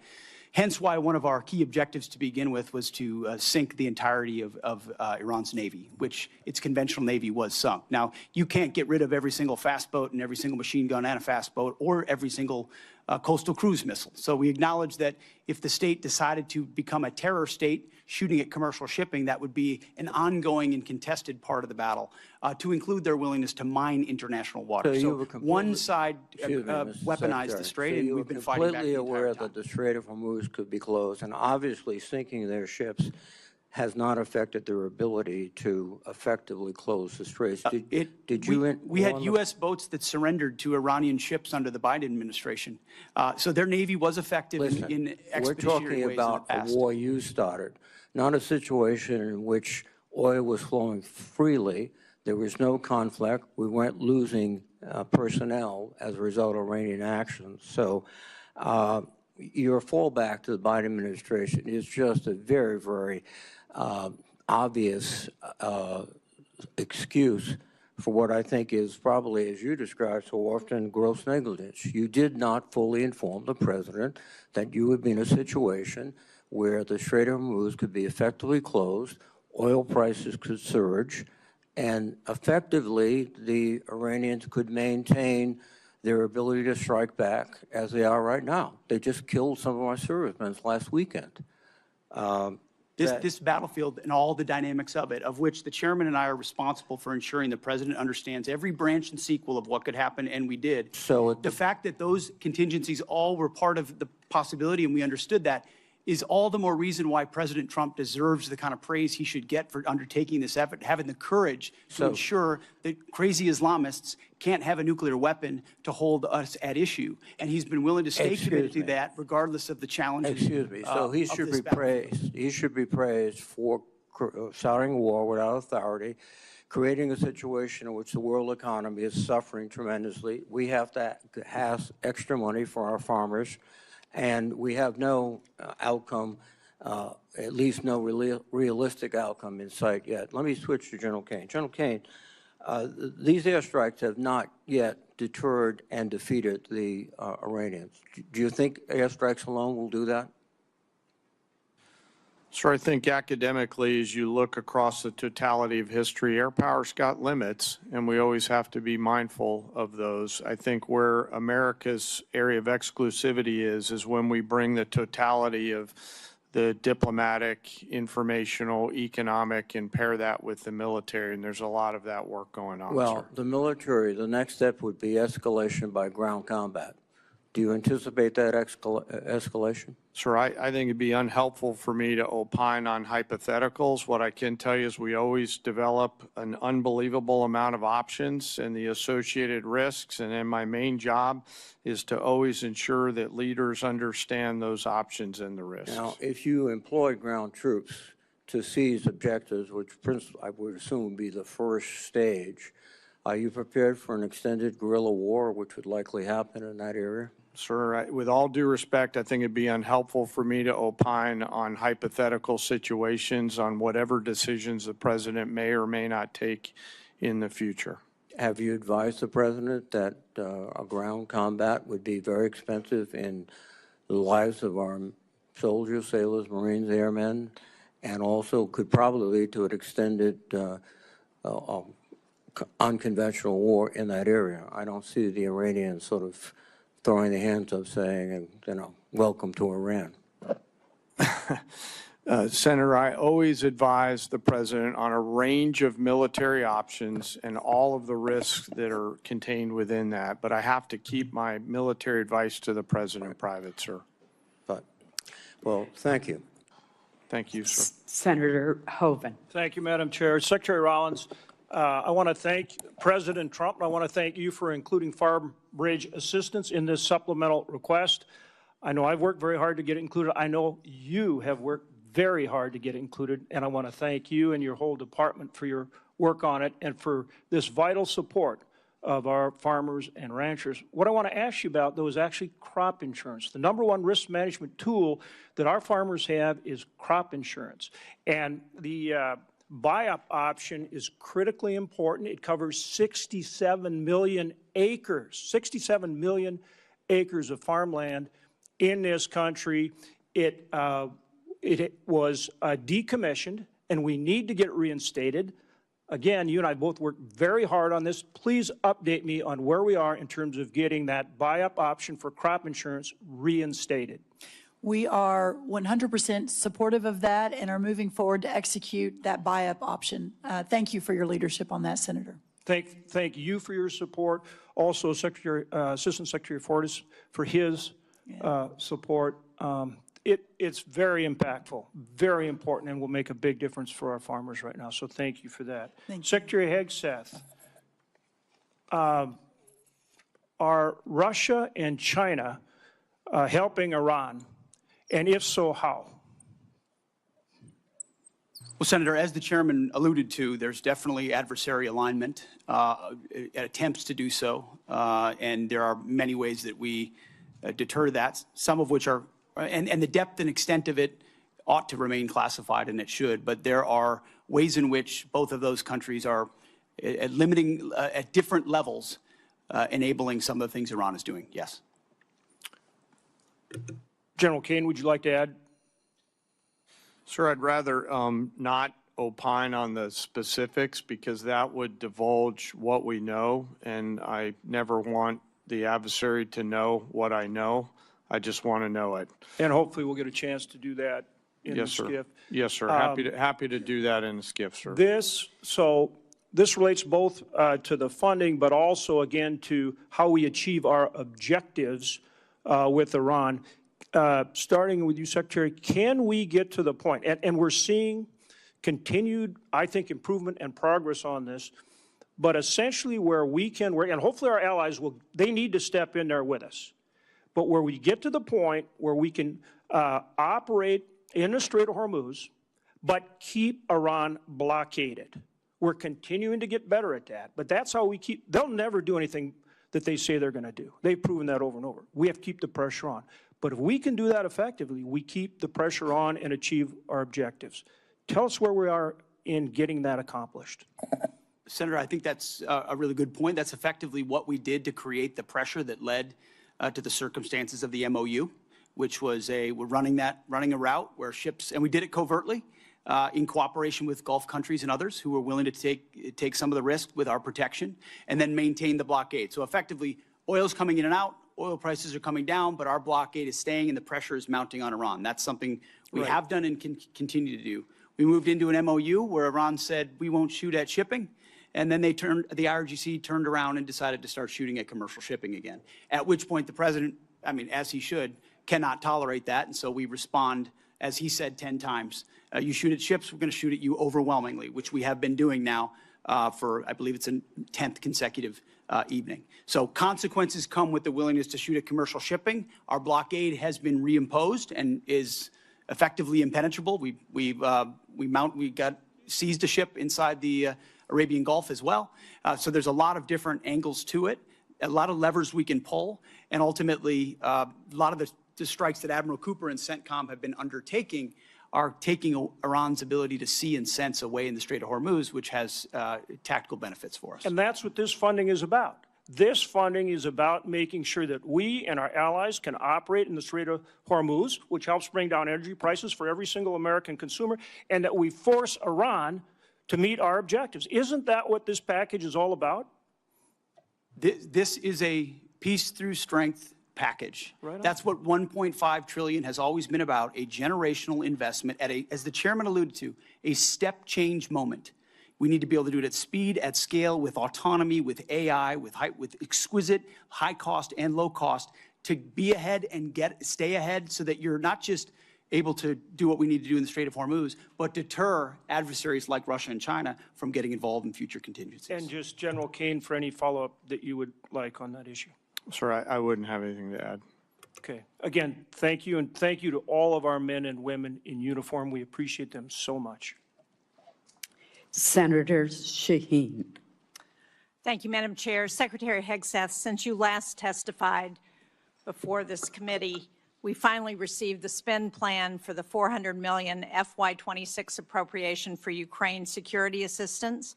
This funding was passed back in January, and now there are only 3 months left in this fiscal year. And while I appreciate that we now see what most of the funding is intended for, I just heard from the CEO of one of the manufacturers of the defense articles that are contained in the spend plan that they not only haven't received funding, but they haven't even seen a contract. So when are we going to see a contract for those defense articles that are contained in the spend plan for Iraq? Or I'm sorry, for Ukraine. For Ukraine. Senator, I'll have to get back to you on the specifics of the timeline of that. I'll talk to our policy shop as well as the UCOM commander to determine where that's at. Well, you've told this committee that you've barely spent half of the $150 billion in reconciliation funding. And if you still have $75 billion available, why are you asking the American people to absorb the cost of a war they don't support, instead of asking for transfer authority for unspent reconciliation funding, especially if you can't even get $400 million in Ukraine funding out the door? As I mentioned earlier, Senator, that money from the One Big Beautiful Bill is otherwise allocated to the rebuilding of our military with priorities of the president like Golden Dome for America and hypersonics and other munitions investments that we made up front as we tried to adjust the Biden budget into an America First budget. And so reallocating that away from those priorities is robbing Peter to pay Paul. Those are allocated to rebuild. But my point is, and ultimately we're committed if you can't to spend this it year's on agenda. a timeline that makes sense, why do you need to come back and ask for more money? Wouldn't it be better to spend money that you already have? And one of the things I noted was, or at least I think that this supplemental doesn't include funding to repair damage to our bases or to our military infrastructure in the region. And I have not heard that we've gotten the full extent of any of those damage estimates. So should we expect another request to address that military construction costs? And at what point do you stop asking Americans to foot the bill for a war they don't support on top of an inflated budget request and billions in reconciliation funds that you still haven't spent? Well, Senator, I obviously don't agree with your characterization of that. I appreciate that, but you didn't ask. But I want you to answer my question. I know you don't agree with my characterization. I don't agree with yours either. Well, one of the reasons I take issue with that characterization is something that Senator Durbin said when he talked about Ukraine and he talked about winning. And I appreciate as much as anybody winning a war. But I sit in front of a committee that wants to talk about winning a war that's been going on for 4 years and talks about strategic defeat of a conflict that's been going on for 4 months to prevent Iran from getting a nuclear bomb. I would hope for some perspective in this town of the historic nature of what President Trump is undertaking. Do you want radical Islamists to have a nuclear bomb that can stare down the world? I don't want to hear your speech because I have limited time. I don't understand. So you can't answer my question, then I will move on to my next question. Secretary Rollins, the timber industry has also been hard hit, as you know, by trade wars, by drought, by wildfires, by other natural disasters that are increasingly common. In New Hampshire, which is the second most heavily forested state in the nation, one of the things that we really need, as you know, because we've had this conversation, is a research program and Forest Service staffing on the ground in a variety of ways, but particularly at Bartlett Experimental Forest. These small investments in research and staffing and sound management help make the forest economies healthier and more competitive. I very much appreciate your having staff visit Bartlett last week with my staff and with staff from the governor's office. But can you commit to restoring staffing at Bartlett and to keeping the facilities there open now that you've seen the critical nature of that research? Why don't I follow up with you? I have not gotten a report from their visit, so I would like to do that first. But obviously, you and I have been in a continuing conversation about that. The good news, there's no doubt our timber industry is in distress and has been for a long time. The fact that we import 90% or something from other countries of our lumber needs is crazy. We're changing that. But the good news, we had more board feet sold last year than any time in 30 years. This year, we're going to exceed that target again. So we're making the right moves on this, but there's no doubt that research is important to that, as we've discussed. And I'll follow up with our team, and then we'll reconnect. Thank you. I appreciate that. As you pointed out, research is critical to ensuring that the timber economy continues to be successful. Thank you, Madam Chair. Senator Kennedy.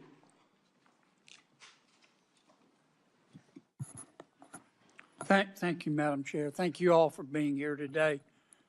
General, in the war between Russia and Ukraine, who do we want to win? Sir, I want Ukraine to win. Is Russia America's friend? I'm sorry, sir, I couldn't quite hear your question. Is Russia America's friend? I think that depends on your definition of friend. I think it's a complicated relationship. But no, I don't think they're our friends. Thank you. If we could cut off Russia's cash flow, which depends substantially on its sale of oil, would that help Ukraine win? So I think militarily, anytime you can restrict resources and cash flows against an adversary, General, I that's have a good so thing. much respect for you. Yes, sir. But I have so little time. Yes, sir. I'll try to be Just briefer. Give me succinct answers. Yes, sir. It would assist a. Would help, wouldn't yes, sir. Yes, sir. Okay. If we could stop people, entities, and countries from buying Russia's oil, that would help cut off its cash flow, wouldn't it? Yes, sir. We have a bill to do that, as I'm sure you're aware. We have the votes today to pass it overwhelmingly. I also have enormous respect and admiration for our majority leader, Senator Thune. But I hope everybody on this panel will today contact Senator Thune and ask him to bring that bill to the floor. We should vote on it at a minimum of next week. Some of my colleagues, General, want America to just stop in Iran. End the blockade, bring all of our warriors home. What would be the consequences of that, in your estimation? Sir, I think termination criteria is always a political decision. However, I assess that Iran will continue to be a challenge moving forward. So we have to be thoughtful Will about they put tolls on the strait? I don't know, sir. That's a decision that's a hypothetical and will depend on what happens It's not in the future. hypothetical. We've got a blockade to stop them. We do, sir. That's General, putting I want you economic to look me in pressure the on eye. Iran. I'm not asking you for, I'm not trying to get you in trouble. I know your advice to the president is private, but this is serious as 4 heart attacks and a stroke. Now, what happens if we come home and end the blockade to the world? Sir, Iran has the potential to continue to be a threat, and we will need to prepare military Will they options to toll do the that. strait? Sir, that's a hypothetical question, and I don't know the answer to that. Oh, it's not hypothetical. We come home, it's not going to be hypothetical. You know that, General, and I do too.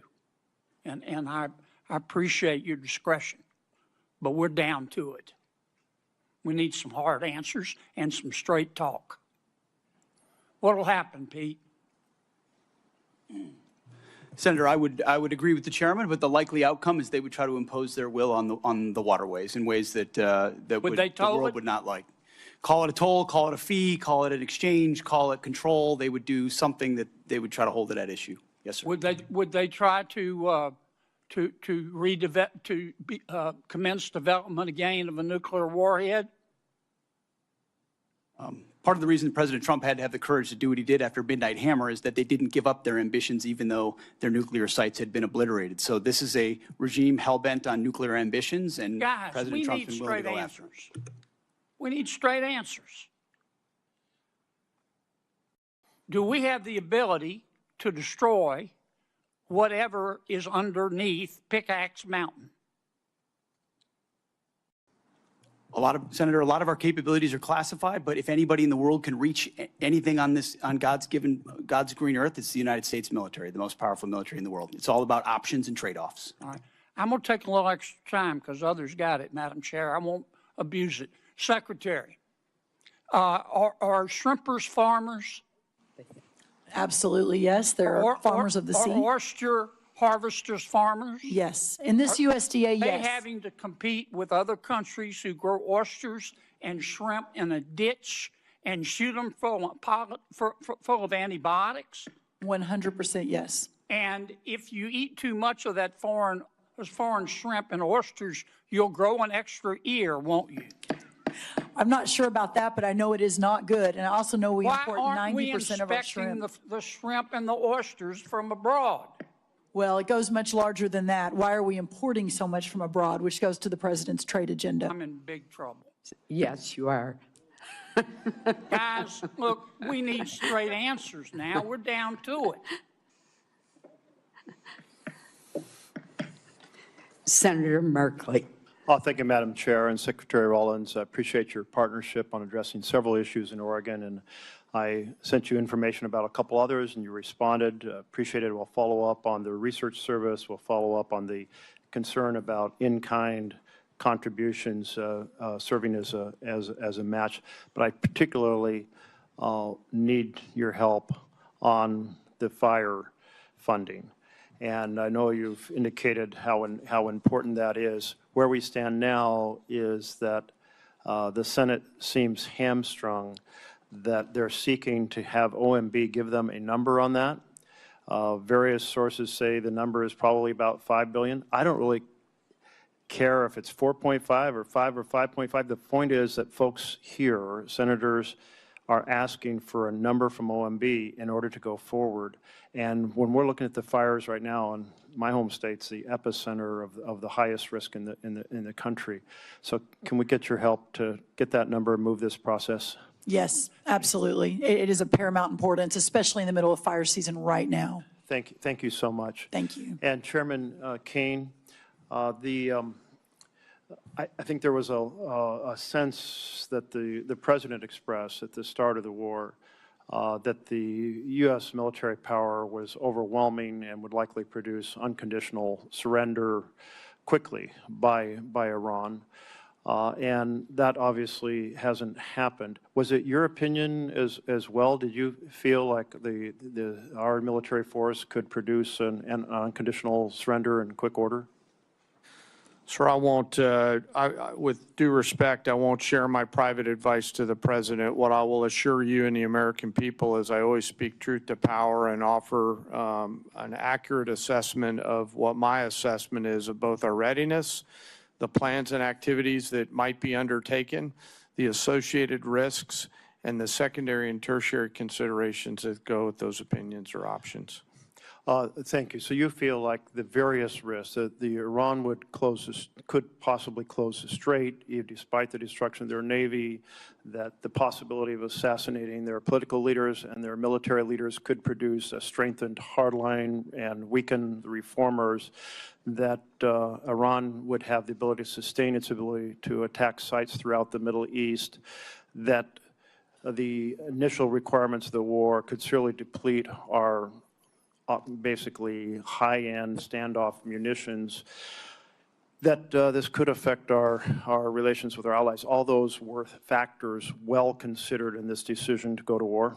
Sir, as I said, I won't opine on or share my private advice to the President. I'm not asking about your Vice President. I'm asking you, did you understand these issues, or have these become revelations as the wars unfolded? Sir, my job is to understand all of the considerations that go into the carefully considered use of military power. Let me ask you this then. Yes, sir. I understand why you don't want to respond, but these are all massive risks that seem to be poorly weighed in the beginning of this misadventure. Currently, there are reports that we have hit the Banji desalination plant that provides water to about 20 villages or about 10,000 people, and we also damaged the desalination plant at Kesham Island. Were these deliberate targets by the United States? Sir, I'm not aware of those as being particular targets, nor am I aware of those reports, and I'll have to go back and get back to you on that. If you could, I'd appreciate that. You are aware that infrastructure that civilians rely on to survive is not generally considered legitimate military targets? Sir, as you know, we have a robust process which considers a target, that goes through a system that looks at a variety of considerations to include what you're alluding to around both purely civilian or dual-use targets. Great. I have trust and confidence in CENTCOM that they're looking at the range of those things on a daily basis. It sounds like you are assuring us that we will, the United States, not target, even in retaliatory sense, infrastructure that is generally considered to be primarily for civilian survival. Sir, as I mentioned, we have a robust process, and we have the most professional military force. It'd just in the be world nice that to have follows you the say law. yes, because this is international law. Yes, if sir, you it understand follows the the law. international law. I do, sir. I've got a lot of lawyers that help me understand it. Thank you. Yes, sir. And will you get back to us on that Yes, sir, question of of whether we course. targeted the Yes, sir. desalination plants, and Of if so, why? My time's up, but I do want to express encouragement to look at what the negotiators have put forward, or advisors, as to whether a 10-day break could facilitate returning to dialogue that might find a path forward. Senator Hyde-Smith. Thank you, Madam Chairman, and I want to thank all three of you for being here today.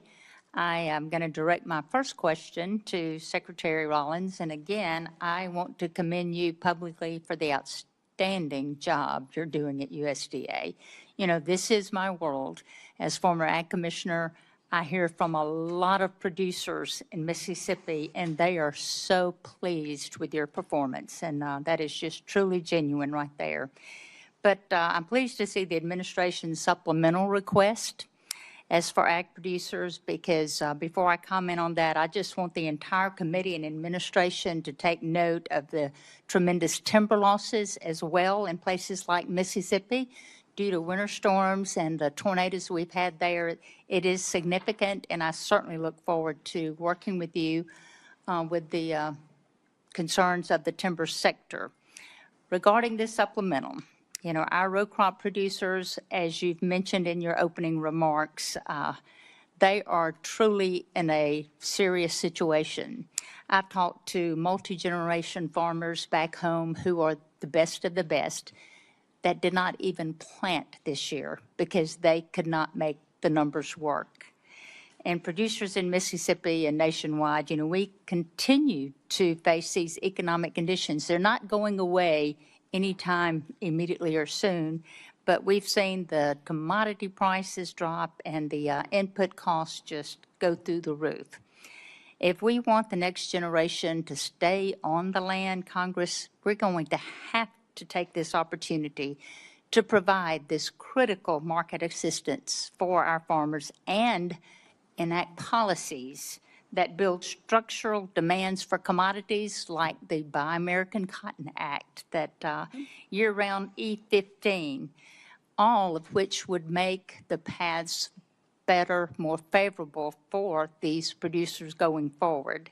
But I appreciate the administration's effort to this date, including the Farmer Bridge Assistance Program that was so valuable, implementation of the updated Farm Safety Net with Working Families Tax Cut Act, and now the supplemental request before Congress. But will you speak to why it's critical for Congress to act swiftly to pass this supplemental and the need for us to pass legislation that drives the demand for farmers' products? Yes, thank you, Senator, for your kind words. A couple of really important points. Number one, as we work to open the markets around the world, and we're seeing, as I mentioned in my opening remarks, just extraordinary numbers. That $50 billion agricultural deficit we inherited a year and a half ago is now down into the 20-ish billion. We expect it to go down significantly this year. Again, the highest price we've seen in over a year in corn is today, and soybeans is today, et cetera. Your point, Senator, about opening up the domestic markets is really important, whether that's E15, renewable fuel standards. Obviously, the RVOs came out, which is a reason for the drive up in some of our row crop prices in the last month, which is really important. But also, as I mentioned, bringing the cost of inputs down. We are expanding fertilizer, the largest ammonia plant. We're going to break ground in Louisiana in 2 weeks, reshoring, bringing back to America real fertilizer production. And then also the long term, we got to figure out how we are doing these supplementals and these bridge payments, which we have to do for these farmers to survive. But what we're seeing is just survival, and we're seeing a lot of the input companies, equipment, seed, fertilizer, make record profit. So we've got to be able to dig into that as well. But as of today, ensuring that we can keep these farmers farming while we're opening the markets, while we're bringing down the cost of inputs, is paramount for a secure America, and that's why this is so important today. Thank you very much for that. And Secretary Hegseth, thank you for being here and the amazing job that you're doing. I have the utmost respect for you, your team, and what you're accomplishing. But I as well am committed to ensuring that our warfighters have all the tools necessary to accomplish the mission in Iran and whatever else that they need to defend our nation's interest. The supplemental request is in line with that goal. And I'd like to shift my conversation right now quickly to shipbuilding, which is extremely important to the state of Mississippi and our country's ability to protect itself. The President's FY 2027 budget requests funding for one DDG-51, while Navy leaders have said their goal remains to build 2 destroyers a year. And at the same time, the department is exploring options for using allied shipyards and overseas fabrication in future naval construction, which raises questions about the long-term role of the American naval industrial base, or shifting work away from domestic shipbuilders. Shipyards like Ingalls in Mississippi, which I would love to invite you down to there. It is amazing, and the thousands of suppliers and small businesses they support, they need the confidence that the work will be there so they can invest in new facilities, hire and train skilled workers, and expand capacity that we will need in the future. Will you help or talk to us about the department's short and long-term shipbuilding plan and how it gives industry the confidence to invest? You just made the case for this generational investment because of the underinvestment, Senator, in shipbuilding in the previous administration. Just static, flat, bureaucratic, slow. We're having to revitalize that industry. And one DDG is a reflection of a backlog in capability. So as we ramp on more capacity, those numbers of DDGs, the workhorse of our Navy, will go up as we grow that force. The Senator's time has expired. Thank you. Senator Coons. Thank you, Chairman Collins, Ranking Member Murray. Thank you, Secretary Hegseth, Secretary Rollins, General Caine, for your service. I want to start with the things I know we agree on. We agree that we should honor our fallen, that we should stop and remember them and console and comfort their families, that we should be mindful of the hundreds of Americans who've been wounded and injured in this war in Iran. General Caine, your observations about how our adversaries are aligning more and more closely. Technology is accelerating, and cheap and lethal and easily accessible drones pose greater and greater risks to our troops, our homeland, and our security. and Secretary Hegseth that we need to protect our troops wherever our president directs them, that we need to protect our partners and allies, and that the dangerous radical Iranian regime should never possess a nuclear weapon. I think we agree on all of these core basic points. Where I think we may disagree is on this supplemental and on the strategic choices made to achieve some of these core goals. We're 143 days into a war with Iran, a war of choice that we started with Israel, but did not include, consult, or incorporate our core allies, our NATO allies, our regional allies, the American people, and Congress. And the reason to consult and include our allies and Congress and the American people is so that when the costs and the length of a war extend beyond what we'd initially imagined, the American people and their representatives in Congress understand that sacrifice and can continue to support it. I think your first strategic mistake was to not consult the American people in Congress and make a clear case for the reasons behind this war. There have been many, lots offered, and I think our military has executed on the core missions: attack ballistic missile sites, sink the Blue Water Navy, attack their proxies, constrain their capacity. But I frankly think it was entirely foreseeable that Iran would close the Strait of Hormuz, would use cheap, lethal, widely available Shahed drones that they've led the world in manufacturing to attack our bases, our troops, our partners and allies, and impose real costs. Higher costs in fertilizer, in fuel, higher costs for the world, and tragically, increasingly higher human costs for us and for our troops. So, two questions, two general lines of questioning, if I could. Mr. Secretary, your question says, without these supplemental funds, we will face critical shortfalls that threaten our ability to pay our service members and sustain global operations without disruption. You've been asked repeatedly, there's $75 billion appropriated but unobligated. Can we really not avoid critical short-term shortfalls? What does that mean about the budget management within the department in terms of unexpected and unbudgeted wars? First, Operation Southern Spear, and then Operation Epic Fury. I would just note, I was sort of updated, 95% of that One Big Beautiful Bill funding will be allocated by the end of September in accordance with congressional intent. So these are things we said we would spend, and we told you we would spend them on, and we plan to spend them on those things by the end of September. So this is a new request based on new realities of a world we face, stepping up to meet that moment. And forgive me, Mr. Secretary, but that's news to me, that $75 billion will be out the door, appropriated, allocated and spent by September.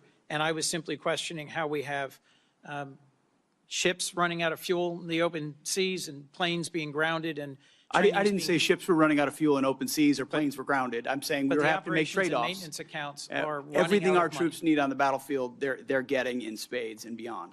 It's ultimately looking into the future. Can we invest above and beyond that, the types of munitions, fast enough as we upgrade and modernize our force? That's what's at issue here in this $1.5 trillion, this supplemental, and any other additional funding that comes. Two quite different things: a $1.5 trillion base budget request and a now $76 billion supplemental. And I was simply going to point to Department of Homeland Security is sitting on nearly $100 billion in unobligated funds. You haven't requested reimbursement for the millions of, frankly, billions of dollars the department has spent on law enforcement. Second, we requested reimbursement and are getting a substantial reimbursement from DHS. That's good news, and that's news to me. And frankly, as we reflect on the service and sacrifice of those who put their lives on the line of this war, one of the things I've raised over and over and over is the ways in which this administration has dragged its feet on partnering with Ukraine in order to deploy the best-in-class sensors, detectors, and counter-drone systems to protect everything from Dover Air Force Base to our bases in the region, to our troops, to our partners.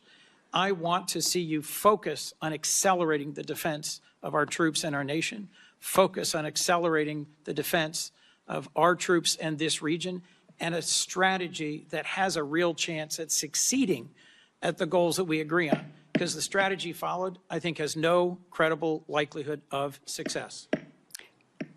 Senator Britt. Thank you, Madam Chair. Appreciate all of you being here today. So since the beginning of the Putin's aggression into Ukraine, this body has passed 5 supplemental bills funding different portions of that war. You mentioned in your opening, Mr. Secretary, about not getting those munitions that had come through this body quick enough to Ukraine and also being able to replenish those here at home.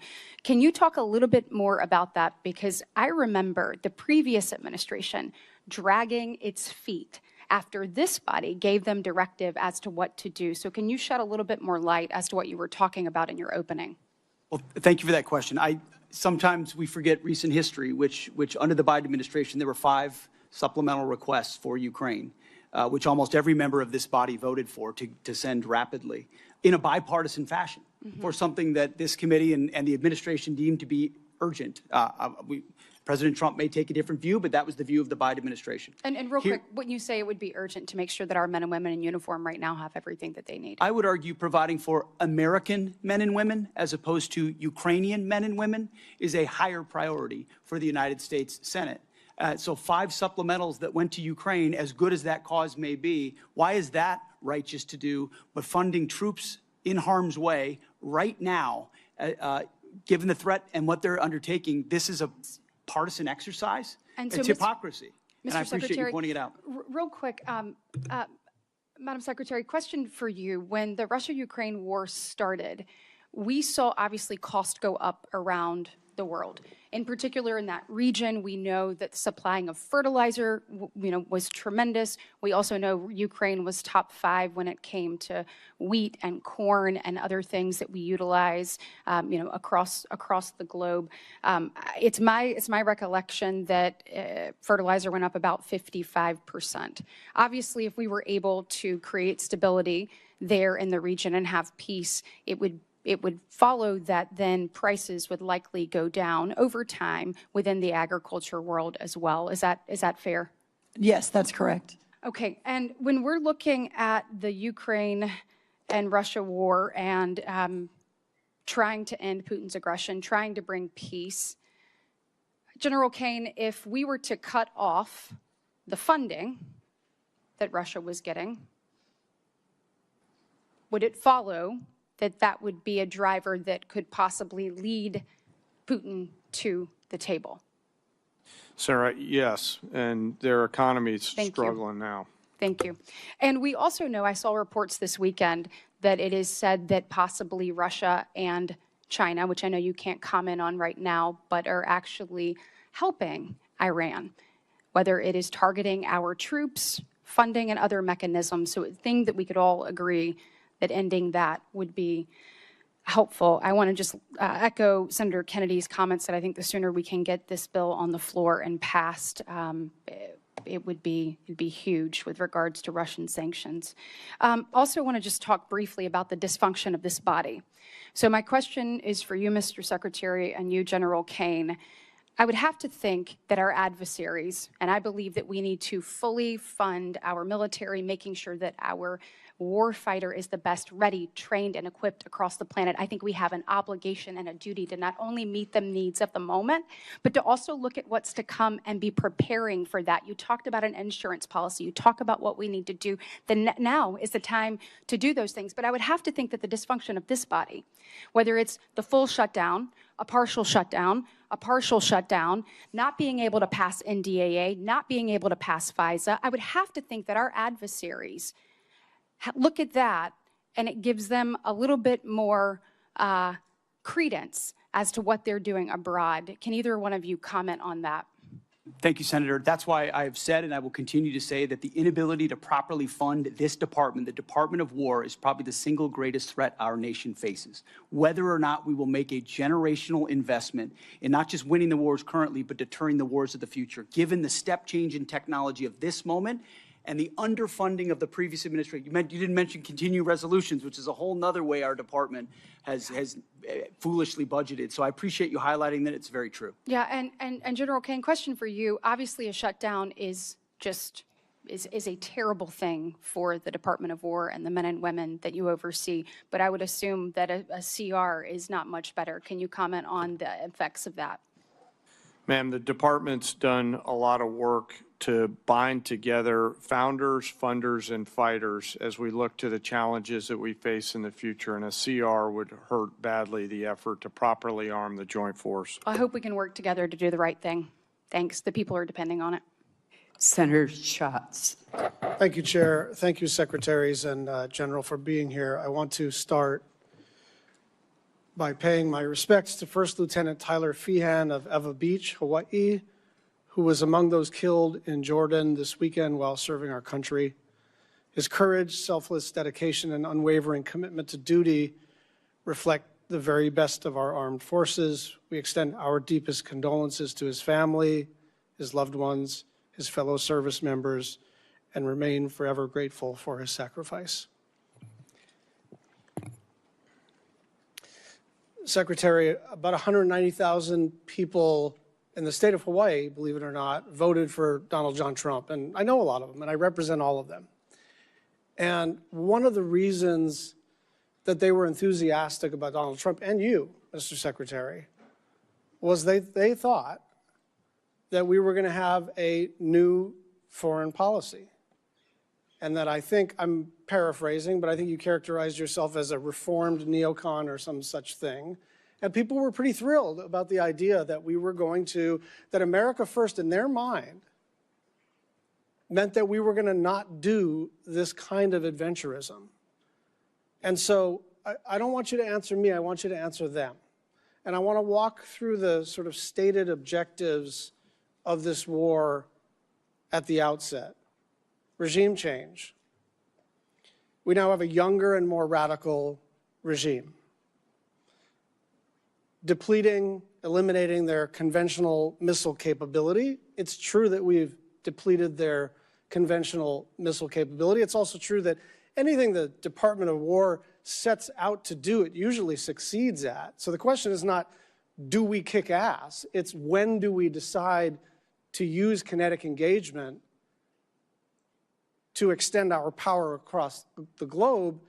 And it's clear that Iran still retains enough conventional missile capability to attack our bases and our interests in the region.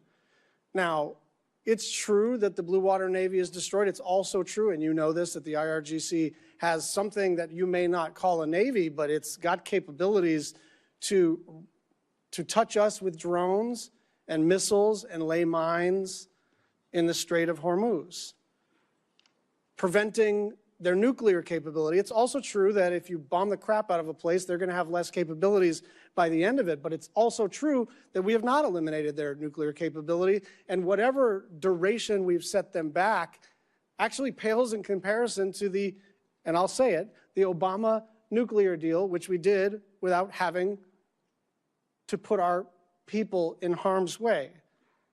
And then the last objective, which has become a new objective, is open up the Strait of Hormuz. But the Strait of Hormuz was open before this war started. And so you tell my constituents why this war is going so well. I think you did accurately portray me as a reformed neocon, and members of our generation in Iraq and Afghanistan watched administrations on both sides try to project some remaking of a society in the image of America that spent thousands of lives. I mean, in Iraq, 15, I don't know the exact number, but tens of thousands between Iraq and Afghanistan, men and women lost.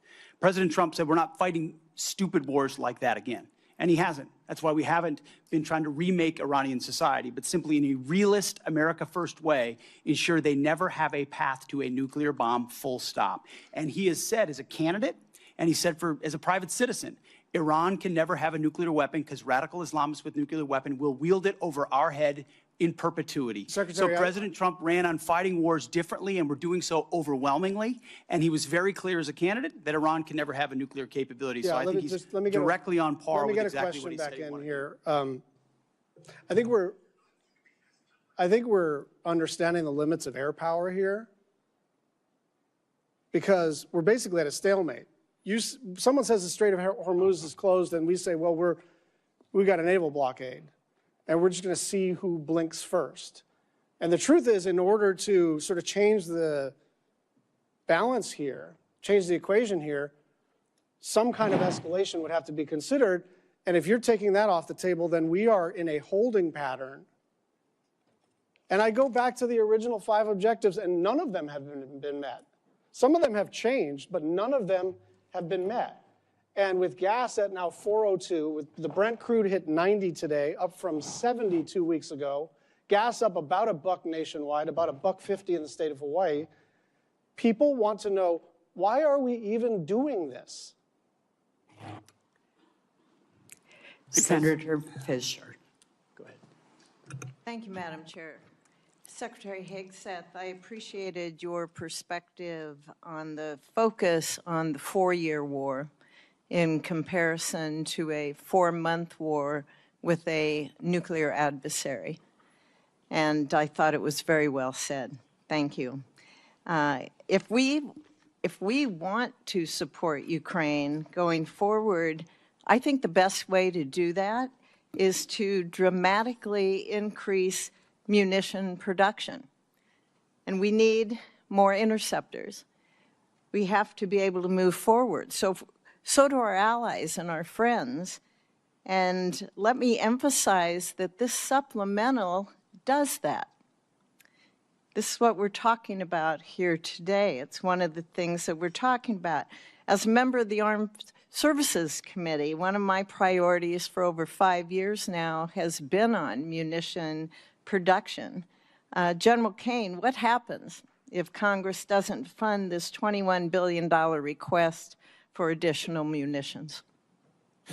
Well, ma'am, there's been a lot of work done by the department to partner with the private sector. I'll acknowledge some of the efforts that the private sector is doing to utilize their own capital to facilitate factories. If we don't, as a team, figure out how to properly fund the department, then, we're not going to get the munitions, and there's going to be a lack of shared risk between the federal government and the private sector. And I think we're at a point in time in our history where we need to partner. We need to find an ability to share risk. We need to be better sellers and buyers on both sides in order to make sure that the young all-volunteer force has the weapons that they need before they are asked to go do something. What you're saying is we need to be prepared as a country.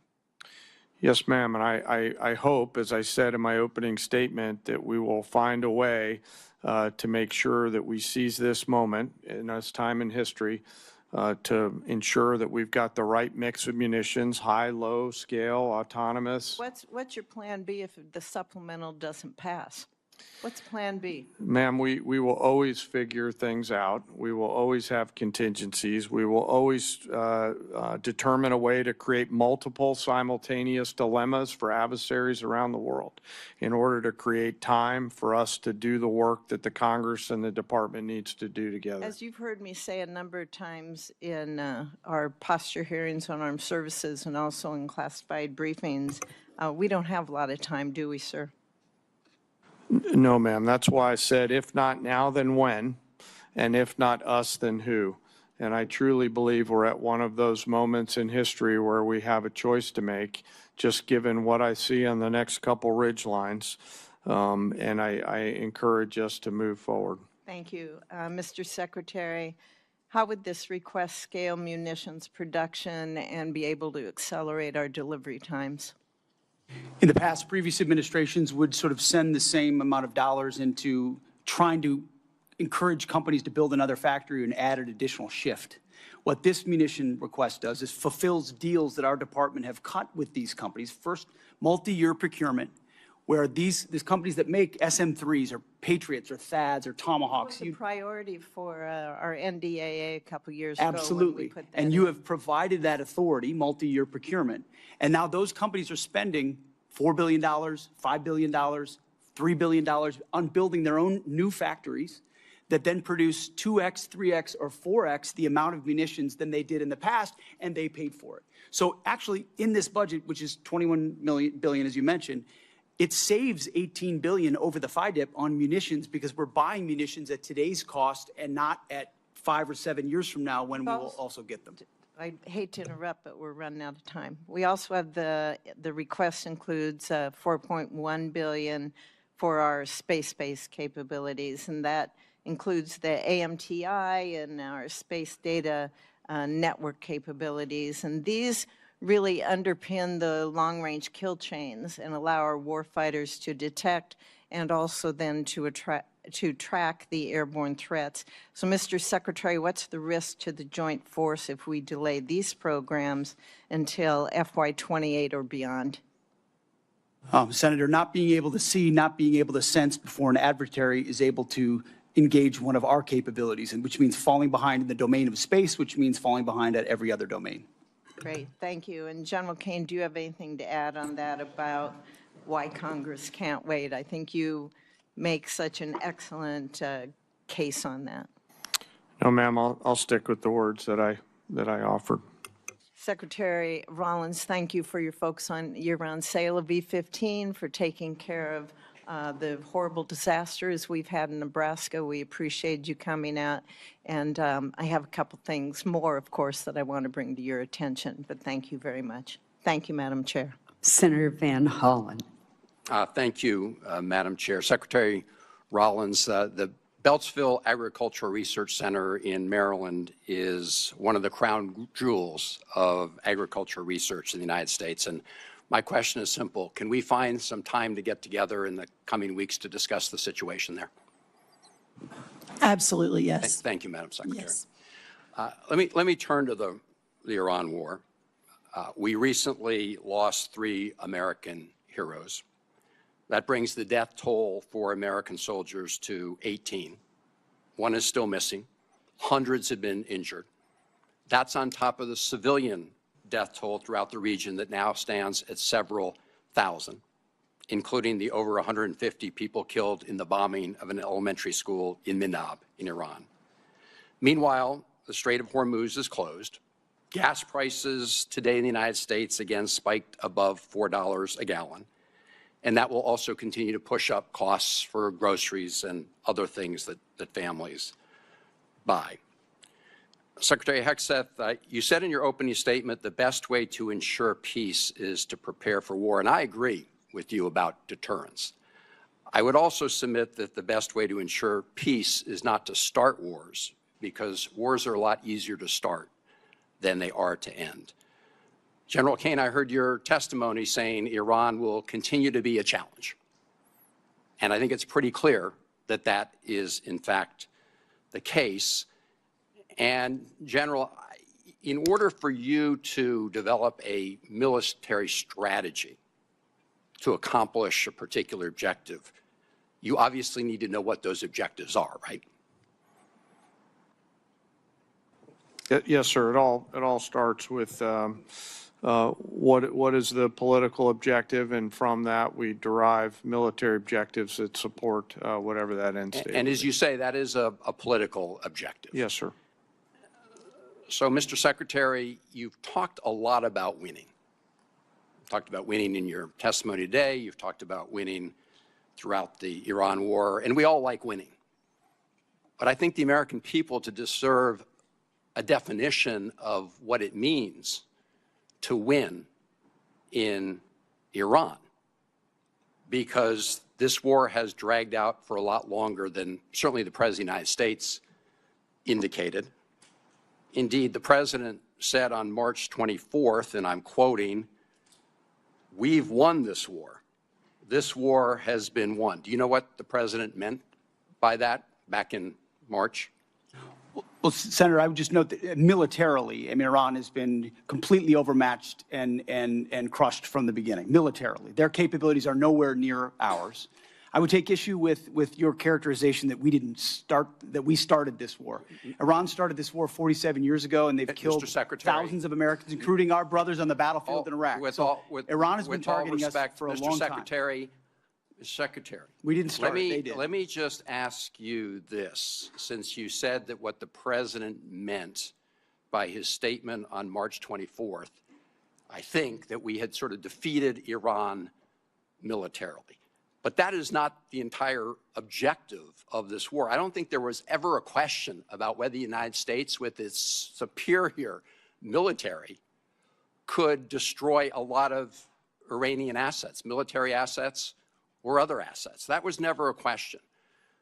But when most people think of winning the war, they think that that means the war is going to come to an end because we've won. And the president said back in March that we'd won. So I guess my question to you is, how are we going to define winning? I hear back in March, you said about the Iranians, and I quote, whether they will have a ceremony in Tehran Square and surrender, that's up to them. So my question, Mr. Secretary, reopening the Strait of Hormuz is necessary in order for us to win, right? That's just a simple yes or no question. You asked me what the overarching objective is, and I would say ensuring Iran never has a nuclear weapon. That's been clear from the president from day one. That's why Midnight Hammer was undertaken, to obliterate their nuclear sites. That's why we're watching their nuclear sites. That's why that was a part of negotiations, ensuring that the next generation of Americans don't have to deal with an Iran that wields a nuclear weapon. Since that's what you're leading with, Mr. Secretary, let me just say this. You said after Midnight Hammer, and I'm quoting, our bombing campaign obliterated Iran's ability to create nuclear weapons, unquote. Clearly, that is not the case based on your testimony today. It's also a fact that the DNI, Tulsi Gabbard, testified in front of the Intelligence Committee that it was our assessment that Iran did not intend to restart its nuclear program. The President of the United States, just about a week ago, said Iran has committed not to develop a nuclear weapon, which of course is a commitment they've made for many years. We need to enforce that. That's what we are doing under the JCPOA. Thank you, Madam Chairman. Senator Rounds. Thank you, Madam Chair. I had the opportunity to serve as governor of South Dakota for 8 years. During that time, we deployed over 5,000 young men and women into harm's way, National Guard members from South Dakota.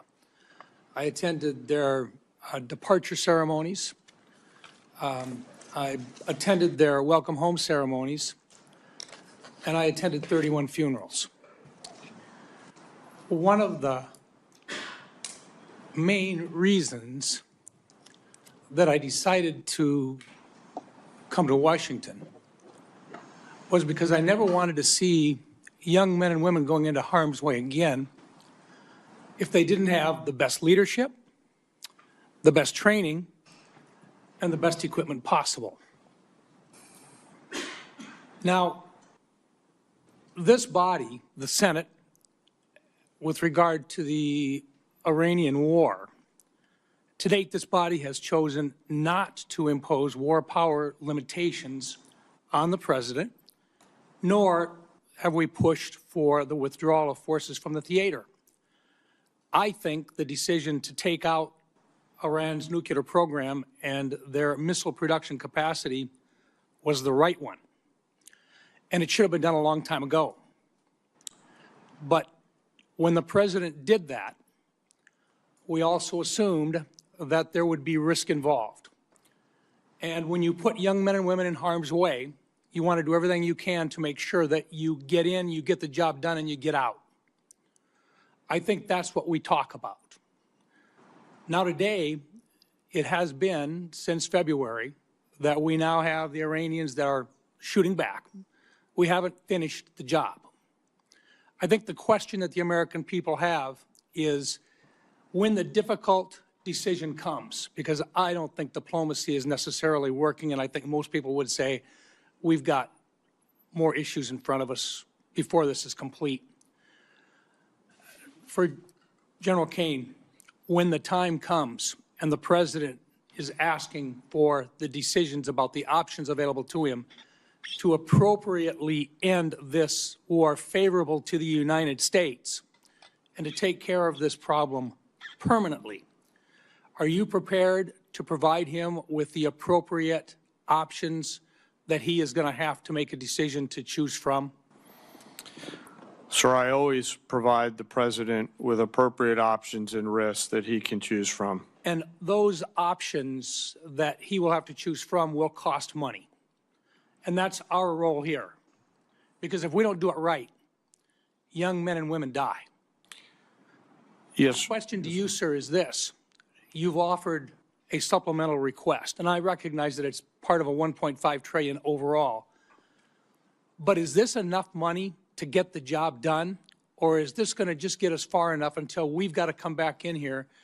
And in the meantime, we may very well not have these young men and women out of harm's way yet. That's my question. Sir, I want to first start with recognizing your 31 fallen from home and mourn their losses.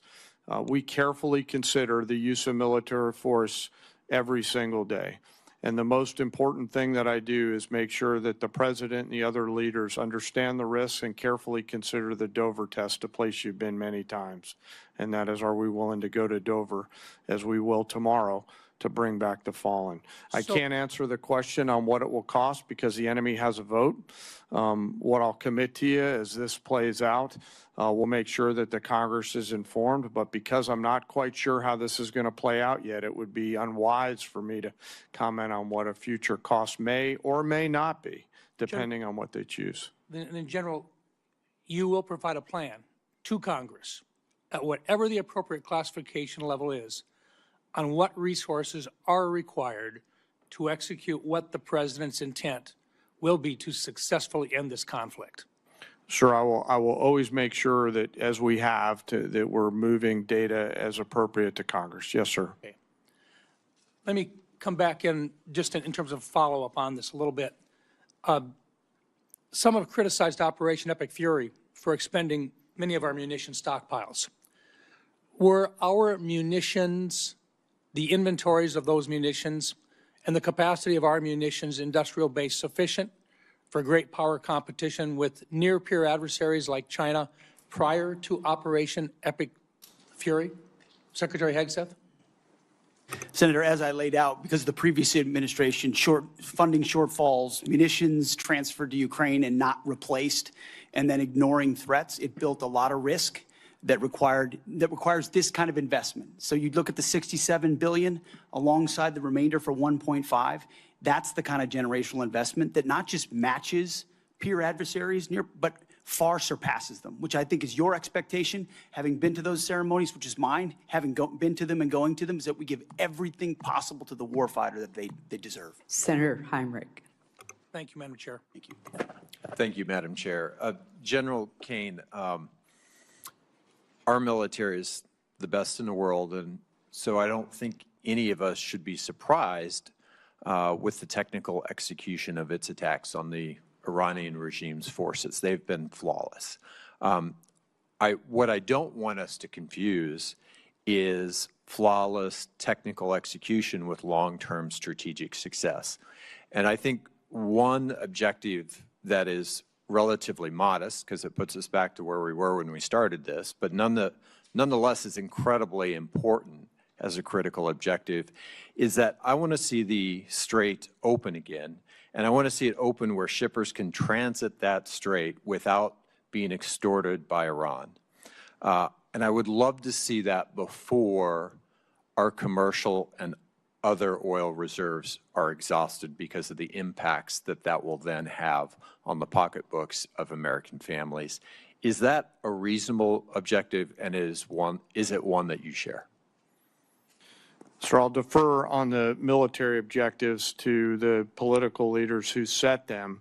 What I can tell you is U.S. Central Command is working hard to ensure that Iran cannot terrorize the southern flank down there, and they're doing so every single day and night. And you and the rest of the Senate would be proud of the actions and activities for the forces that are down there. The character of war is changing, though, like I said in my opening statement, and so there's a variety of mixed munitions that are down there coming at the commercial traffic. But I would like to be clear and unambiguous with you and the rest of the Senate and the Iranian forces. They have a choice to make, and they should knock it off. I have no doubt I would be incredibly proud of the actions of our service members in this conflict. And I hope we can achieve that kind of strategic objection on the timeline that obviously avoids the worst impacts of the limitations of commercial oil supplies right now. Secretary Rollins, I want to shift gears. one of the things that you mentioned in your opening statement that we appear to agree on is that there is simply too much consolidation in a number of agricultural sectors. You mentioned fertilizer and seeds, but in particular, I want to talk about the meatpacking industry because in a previous Trump administration bailout, about $90 million went to the corrupt Brazilian meatpacker JBS. I think that Congress really intended those funds to go to American ranchers. So I want to ask you, what are you going to do this time around to ensure that the proposed relief dollars that we're talking about today, that those funds go to American producers instead of to the very foreign corporations who have created the business model where ranchers bear the risk and meat packers reap the profits? Well, that's right, and we're obviously at a 75-year herd low. There are a lot of reasons for that, but working to solve for that. Number one, the Department of Justice is investigating right now significantly the four, but especially the two foreign-owned. Number two, USDA is investing significant funds in deconsolidating packing and supporting mid-size and smaller packers around the country. I know that wasn't your question, but just to answer the bigger question, which is a really important one. But from my perspective, what the Trump USDA 2.0 has been hyper-focused on small and mid-sized farmers and ranchers. We have worked really hard on the $40 billion that has already moved through to make sure that that goes to where it is intended, which is not multinational foreign agricultural corporations.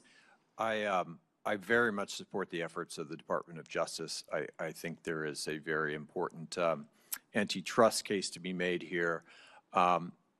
At the same time, I've watched as your department has rescinded 3 important rules that were put in place to protect farmers and ranchers from unfair practices by the large meat packers.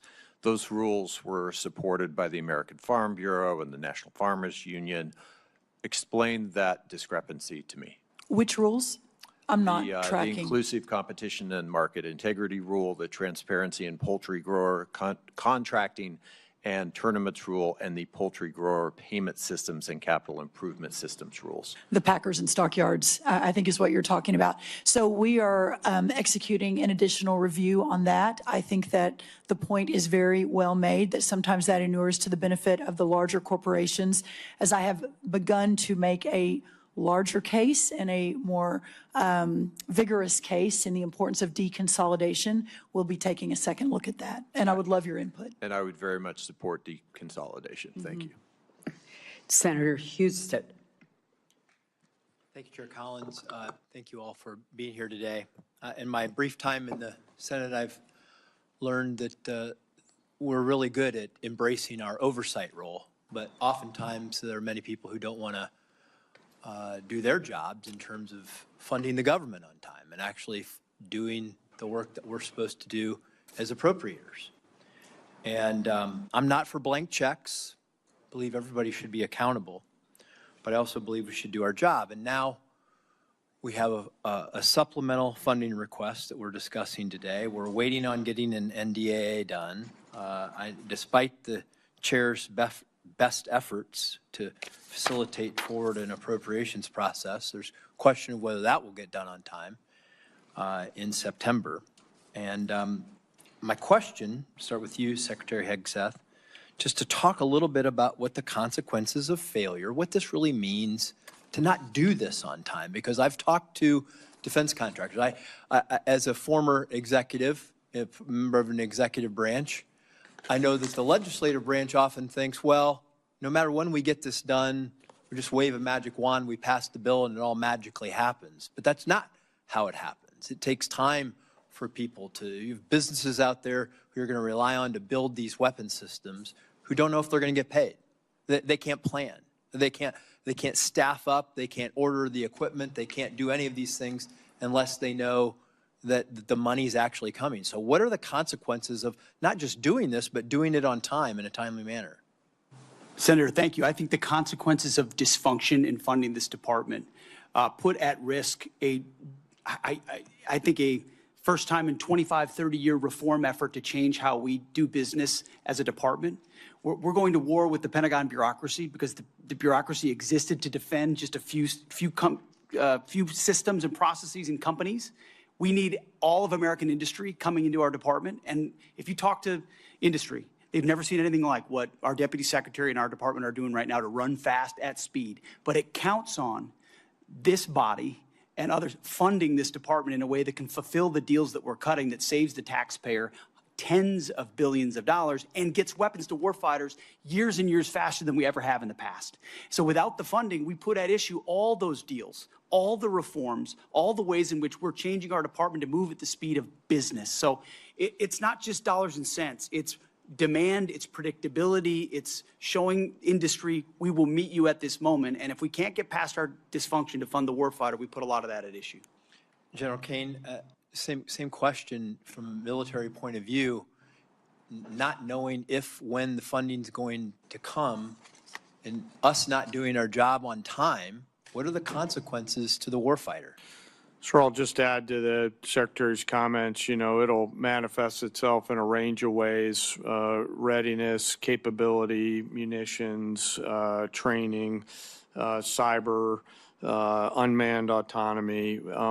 This is why I'm really asking for the Congress's help here, for us to look forward at the next couple ridge lines and to be thoughtful about the moves that we make here. And I understand the environment that we're operating in right now.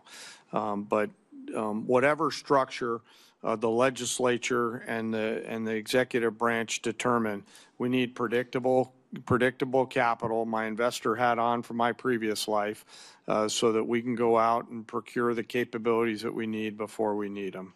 And those things are changing. You know, the advancement of small drones and things like that, we're going to have to make sure that we stay very close with the Congress so that as technology develops at a speed that we haven't seen before, that we're staying very close and partnering with the Congress to enable us to adaptively use that capital with the appropriators' buy-in so that we're arming the force properly. Well, I can tell you in interacting with the people who are that want to build these new generation of weapon systems, because I think you would agree that we've learned a lot from Ukraine. We've learned a lot from this conflict about how we were underprepared from the standpoint and from a defense standpoint, and that we have to continue to modernize our system, the weapon systems. I think it's very important that we not only do our job, but we do it on time, because you cannot run a Department of Defense, run businesses who are supplying these things without knowing if you're actually going to get funded. Because the whole supply chain, the workforce, everything gets held up when we don't get our jobs done on time. So, yes, sir. I used to work in the private sector for a company that was headquartered in Piqua, Ohio. And those leaders told me, your entire job, Dan Caine, is to deliver quality parts, or in this case, weapons, on time with shorter lead times and lower costs. And part of why I'm so passionate about this is because I see how this capital, if the Congress chooses to give it to us, will manifest itself in real combat capability, lethality, and survivability for our joint force. Thank you, and thank you, Secretary Rollins, for coming to Ohio and meeting with all of our ag leaders. It was great. Thank you, Madam Chair. Senator Gillibrand. Thank you, Madam Chairwoman. Secretary Hegseth, you're requesting billions of dollars in supplemental funding for a war that you said would last for weeks and that the president has no plan or ability to end. At the same time, this still unauthorized and extremely unpopular war has caused gas, diesel, fertilizer, and other essentials that New Yorkers and our farmers need across the country, and has become much more expensive. So how do I go back to New York, and what would you say to them who are seeing their health care bills rise because massive cuts to Medicaid? They've seen their grocery and gas bills rise, and this unpopular and unauthorized war abroad is a higher priority to this administration than their ability to feed their families and provide health care to their loved ones who are sick. Well, Senator, you're talking about political trade-offs, and our job is to deliver for the United States military and the President of the United States. And we look at the cost of a nuclear Iran, and we want to prevent that for future generations. And that requires funding and supplementals and this budget and next generation capabilities. And that's why we're here today to request some of that to ensure we can ensure that Iran never gets a nuclear So weapon. you're essentially saying, you're asking for literally $1.5 trillion for a war that President Trump said he already won. You're asking for $1.5 trillion, unlimited money for bombs, but insufficient money in for the American people, for their health care, their food, their housing, and our farmers, Secretary Rollins, who we have cut SNAP program. We are not funding the losses from emergencies that have happened in blue states, particularly when we had frost. That's False. not true. False. You're not funding it. But back to you, Secretary Hegseth. And I would like to respond to the fertilizer and the gas. Have your chance, Secretary Hegseth. There's no reason to be rude. You are asking for unlimited money for bombs when people can't feed their families. And I don't know how this administration intends to defend those decisions to the American people. Not unlimited bombs, Senator. I'm asking for the right bombs at the right time to ensure we can deter our adversaries into the future. And that's how this is a generational investment. And it was the previous administration that didn't fund this department. The reason why they are so upset with you and this administration is because the words you have used in the past don't add up.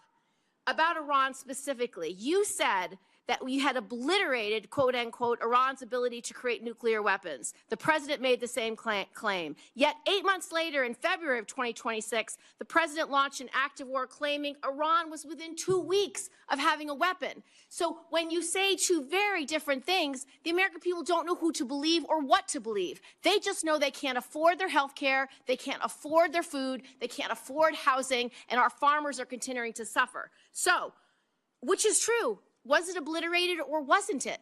What's the status? The nuclear sites under Midnight Hammer were obliterated, but Iranians foolishly continued to attempt to pursue nuclear capabilities, which is why we destroyed their defense industrial base and so many of the other capabilities to ensure they can't get to a nuclear weapon. So we're staying laser focused on the objective, and you're trying to make campaign commercials. No, we're and not. That's fine. So listen to this. You also say that you made the missile program, quote, destroyed and made combat ineffective, quote, Iran's entire ballistic missile production capacity. Every company that builds every component of those missiles has been functionally defeated and destroyed, and that the missile program, existing stockpiles were depleted and decimated, almost completely ineffective. So why are there missiles left to hit Jordan and result in the loss of life of our brave men and women? As we stated from the beginning, the Iranian defense industrial base is effectively gone. But they do have underground facilities because they're the world's leading state sponsor of terrorism, and they've spent 47 years trying to hide their missiles under mountains, just like their nuclear capabilities, because they would like to get a nuclear weapon to wield it against us. Of the war to believe, because it's either over or it's not over. It's within 2 weeks or it's not 2 weeks. We have no missiles or we have missiles, and that consternation is why so many New Yorkers are perplexed, stressed out, and find this war to be incredibly unpopular because they don't understand the choices that the president's making. They don't agree with those choices. Secretary Rollins, so you have cut over 160,000 New Yorkers have been kicked off SNAP. What do you have against hardworking New Yorkers, children who need SNAP, and seniors who need SNAP? Well, first of all, diesel is down under Biden versus today, 581 versus 480. Gas is down from Biden today from 484 to 386 today. Fertilizer is down 56% from Biden highs. Prices so this are narrative higher than that when you took using, office. well, all of those prices are higher than when you took office. So you're not making life better for New York farmers. That is not true, Senator. And let me tell you what New York is stressed out about is the fact that your state is taking prime farmland and turning it into solar farms. That is absolutely inexcusable. For you to stand, I have visited the New York farmers two times in upstate New York. Has expired. Thank Senator you. Bozeman. Thank you, Madam Chair, very much. And thank all of you all for your service to our country and our national security. And I think it's easy for the public to understand how you, Mr. Hegseth, are, your contribution in the position you're in general Caine, the position you're in, but some don't understand the position that our Secretary of Agriculture's in. I gave a presentation a couple of years ago when Senator Rubio was over here in the middle of it. I was talking about agriculture. He punched me and said, John, always tell them that food security is national security. Now Senator Cotton, who's head of the Intelligence Committee now, has taken his place. He's doing the same thing. So again, what we're talking about today is very, very important to our country. Right now, we're in a generational crisis. Our banks, our economists tell us that if we don't start doing things differently, and the good news is the administration is doing things differently, we're going to lose 25% of our farmers in the next 2 or 3 years. I visit almost daily with farmers about the difficult farm economy, wildfires, flooding, all the things we've talked about today. My only concern is that the supplemental is very much appreciated. After hearing the testimony today and the concerns, we might need to look at bumping that up a little bit. But again, we'll discuss that later. The supplemental, though, the supplemental assistance is important in keeping our farmers going, but it's not the answer. Will you just reiterate again what we're trying to do? We're trying to give farmers a bump, an edge to keep going until the programs that we're putting in place now kick in. You mentioned fertilizer, you mentioned E15, you mentioned value-adding our products, both overseas, finding new markets. Can you talk a little bit about that, the importance of not only the supplemental, but again, what we're doing in conjunction with that so we won't have supplementals in the future? That's exactly right. The effort to bring the cost of inputs down is real. Fertilizer, seed, labor, interest rates, et cetera, number one. And if we can just get inputs back down to where they were in Trump 1, we're going to have a remarkable recovery in farm country. But then you add that to the 19 new trade deals, more coming online every day, the record-breaking exports that we're going to see in a lot of our row crops, but also in dairy and tree nuts and others. That's going to be a game changer. Then you look at expanding the domestic market, as you talk about, whether E15, obviously all of the biofuels. We've already seen corn and wheat hit record highs, or the highest number for the year after announcing the new renewable fuel standard. So we're seeing some pretty incredible movement in the right direction. Then you marry that to all of your work under the Working Families Tax Cut Act, the new reference prices that under the last administration couldn't get a farm bill. You all did that with the president's leadership. The first time we're going to increase reference prices in more than a decade, combined with a $250 billion investment in rural America, the largest investment in rural America in American history. This Congress did that with the White House's leadership. All of that together is going to change the trajectory for the long term of farming and ranching in America.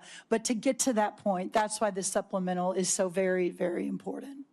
Madam Secretary, I have a letter from Farm Bureau that I want to put into the record that just outlines requesting relief to sustain America's farmers and ranchers.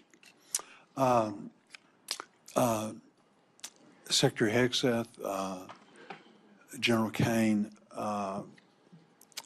one of the things that we're concerned about is that in the military construction aspect of things, we're really not asking for that in the supplemental. I know that the success of Operation Epic Fury, particularly for our missile interceptors and short-range aircraft, really basing was a large part of that. Can you tell us how we can help you, again, try and plus up our military construction in some way so that we're not going to be faced with this in the future, trying to double up? Senator, I think by Congress finding the ability to meet up to close to our the totality of $1.5 trillion means we're not making the kind of trade-offs this department has made now for decades. Those are the types of things, construction, maintenance, that fall off when trade-offs occur. And so you dig the hole even deeper. And what this budget does, first of all, it fully funds the UPL list, which is the unfunded priority list of PACOM, a priority theater, and then it gets at every single substandard barrack that we have across the department. So we're funding the military construction in a way that we've never done before to get out of the hole that we've had for a while. Very good. Thank you, Madam Chair. Thank you, Senator Bozeman. To the very patient Senator Baldwin. Thank you, Madam Chair and Madam Vice Chair. And thank you for appearing before our committee today. To many I represent and to me, this supplemental request is another example of this administration's misplaced priorities. Instead of spending tens of billions of dollars more for this president's war of choice in Iran, that both houses of Congress, I may add, have voted to end absent explicit authorization by Congress, we should be focusing on the needs of American families. We could invest this money to accelerate new cures and treatments for cancer and Alzheimer's. We could use it to help more families with rising home energy costs. We could use this funding to help more families afford quality child care. We could use this funding to help more kids get free school lunch.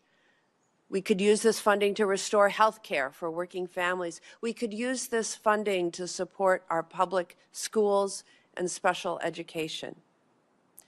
This is a war of choice, and every dollar spent on this war is a dollar not spent helping families afford housing, health care, groceries, child care at home, investing in the opportunities for the American people. First, I want to express my condolences and my respect for the 17 American service members killed in this war since February, including 3 over the past few days. Their lives are the price this country has paid for this war. The deadliest day for U.S. forces was on March 1st, when an Iranian drone struck an Army facility at Port Shuaibah, Kuwait, killing 6 soldiers and injuring more than 30 others, including soldiers from Wisconsin. Soldiers from the unit stationed at Port Shuaibah told reporters that the facility did not have adequate air defense capabilities. These soldiers and their families believed they were sent into harm's way without the defenses they needed. Secretary Hegseth, what would you say to those soldiers and their families? First of all, that we honor and recognize their sacrifice and what they've given. I've been in touch with at least one of those families on a regular basis and understand the pain of losing a loved one is unfathomable, which is why we greeted them at Dover, and we'll greet those again tomorrow. I would say in talking to Admiral Cooper, the CENTCOM commander, before all of this was undertaken, maximizing defensive capabilities, mostly by moving as many people as possible off the X, which we did in historic fashion, moving almost 90% of Americans in theaters off of where they could be a target, first of all. So bunkers that they would move into, early warning. On Fort Shuaibah, and I will quote from the Washington Post article of July 12th. Shuaibah, this is a quote, Shuaibah did not have any of the systems that would take down the one-way attack Shahed drones, and initial security assessments found that the base was not adequately protected, end quote. Soldiers at Port Shuaibah have also been quoted in news reports saying that requests for additional medical and drone defense systems were denied prior to the conflict with Iran beginning. Why were those requests denied, Secretary Hegseth? I would confer with Admiral Cooper, but it's not a single drone or defense request denied at any level that I'm aware of. We did everything we could to move heaven and earth in every single location to protect every single American we possibly could. An article from July 12th, Washington Post also quoted a soldier saying that the unit's request for an Eagles drone defense system was denied because of lack of assets. That's an end quote. U.S. Army Central has conducted an investigation into that attack. Do you commit to releasing the findings of that investigation publicly, yes or no? We'll get you the status of that. I would argue if it was a resource constraint, that's precisely why we're having this hearing today, to speed up systems to the battlefield, to warfighters as fast as humanly possible. It's been too slow in the past. It needs to be faster. The reforms we're undertaking will do the findings that. of that investigation publicly, yes or no? I will work with Admiral Cooper to make sure it's handled properly. Yes, Senator. Thank you. Secretary Hegseth, I traveled to Walter Reed Military Hospital and met with soldiers who were injured in that attack.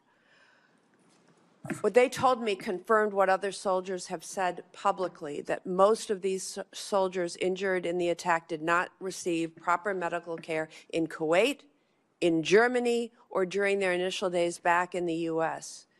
The U.S. military has been fighting wars in the Middle East for 25 years. Why was proper medical care not immediately available to these injured soldiers, and why were they not immediately screened for traumatic brain injuries?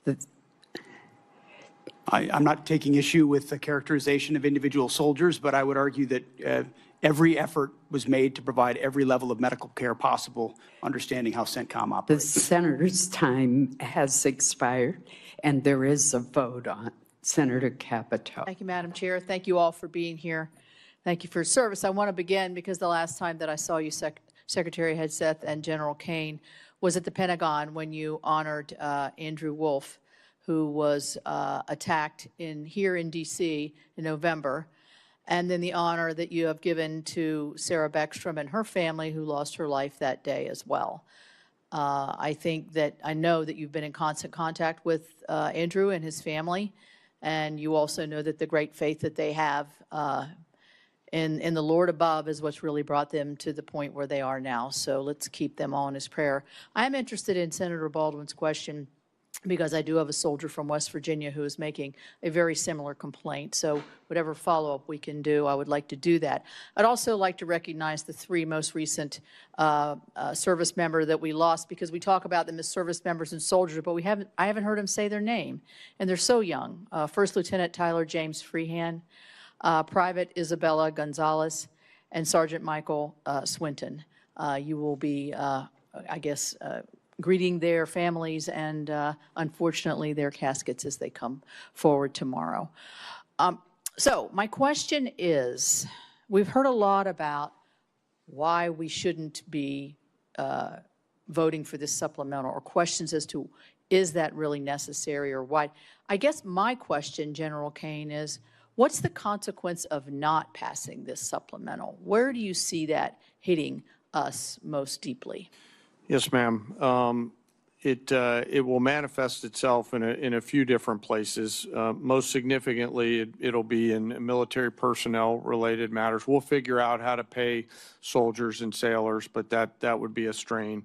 Operations and maintenance costs, and then the ability for the department to take some of this capital and wisely invest it in future combat capability and things like AI, UAS, counter-UAS, hypersonics, and space. So not only would it hit us today, but it could hit us tomorrow as well. Yes, ma'am. I actually view this as forward-looking. As we look at the future picture and the various risks that we're facing, the supplemental and the budget, frankly, help to ensure that we are properly arming the joint force for the myriad of potential contingencies that we face in the future. Thank you. So as we look at one of the, I think, best successes under your all's leadership at the Department of War has been the fulfillment of the recruitment in every branch. I remember last year, I think, or maybe the year before, only the Marines could brag that they had made their records, and now I think that the other branches you're far exceeding what has previously done. So that tells me that American young men and women want to serve their country. They want to be safe. They want to do the right thing. So how does not funding them, and if they think that their salaries may be short, or we're going to have a continuing resolution, or we're going to shut down the government, how can this chill what has been one of the greatest successes, I think, in terms of not just today's force, but the force of the future? And Mr. Secretary, I'll ask you to answer that question. Well, in in a brass tack sense, this $1.5 trillion budget in its totality sees a 7% pay raise for junior enlisted, 6% for your NCOs and junior officers, and 5% for senior officers. So it's significant reflection of the value we place on top of the other increases that Congress has provided them. If we were to have to, and we're going to do right by the troops, we're going to make sure they get paid, but it's going to put strains on training and readiness and all the other aspects of O&M over time, which makes its way down to the unit level. When you're saying we're focused on training and readiness and lethality, but we have to cut back on training because Congress can't get the money we need to the department, that's discouraging at every single level. And when young men and women join this War Department, we want them moving immediately into the training pipeline at the highest possible level with the best possible equipment. And they've seen that thus far, and that's led to historic recruiting momentum. We need to keep that momentum going. Yeah, and I would say that it could have the reverse effect. If this is troubled waters here and lack of confidence, which we see on the other side of the aisle there, and questions that I think wouldn't be asked if it were not of a political nature, we're going to chill our recruiting efforts here for our young people as they look forward to serving their country and becoming that patriot they want to be. You're right. Or return to the valley under the Biden administration, where not only did they not meet the goals, but they had to lower the goals and then didn't meet the lowered goals. And then now we don't have the readiness we need as a force. Thank you very much. Thank you all very much. Thank you, Secretary of Agriculture. I'll get to you another time. Thank you. Senator Murphy. Thank you all for being here today. Secretary Hegseth, the American people either didn't want this war from the start or were deeply skeptical of this war because they have seen this country make the same mistake over and over again in wars in the Middle East, and that is to create either unrealistic or open-ended objectives. You said in March that the United States was, quote, on plan to defeat, destroy, and disable all of Iran's meaningful military capabilities at a pace that the world has never seen before. Obviously, as we've discussed here today, that objective has not been achieved and is not going to be achieved. Iran is adept, more adept than even at the start of the war, at hiding their capabilities or repairing after damage we have done. There's an open report that when it comes to their missile sites along the Strait of Hormuz, 30 of 33 are still operational. I wouldn't believe all the open reports, Senator. But I've also heard you say in this hearing that the objectives now seem to be more limited than they were at the outset of the war, that this is about reopening the strait and this is about dismantling their nuclear capability. And the president, of course, has said himself that he thinks Iran has a right to a missile program. So my question is pretty simple. Is it correct that it is no longer a war objective to destroy all of their military capacities? This is what the president has said. Have our goals been simplified to reopening the strait and to getting into a negotiation over a nuclear program? Now, I don't think you have a realistic plan to do either of those things, but I think it's important for us to know what we're funding. Are the objectives much more limited today than they were when you made that statement in March? So I think the objectives have been consistent and clear from the beginning. And I would contrast it to North Korea, where a conventional buildup was used to hide a nuclear capability that eventually evolved to a point where it couldn't be contested.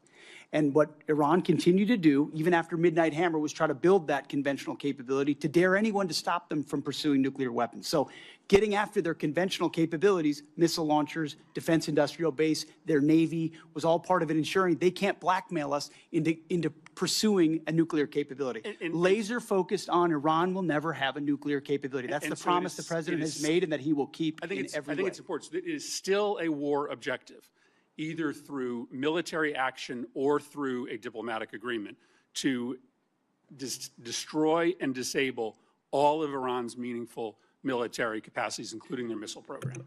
As far as all, when we talked about that from the podium at the outset of this, we were talking about their defense industrial base. And if you look at the metrics of their ability to make more, that it's been overwhelmingly destroyed. Not everything, but overwhelmingly. Now, do they have missiles in underground bunkers because they're a terror state? Sure they do, and we've acknowledged that from the beginning. Yeah, but their capacity is less today than it's ever been They as a nation. obviously have significant capacity to effectively disrupt the entirety of the Middle East and oil flows out of the Middle East, and that's not going to change.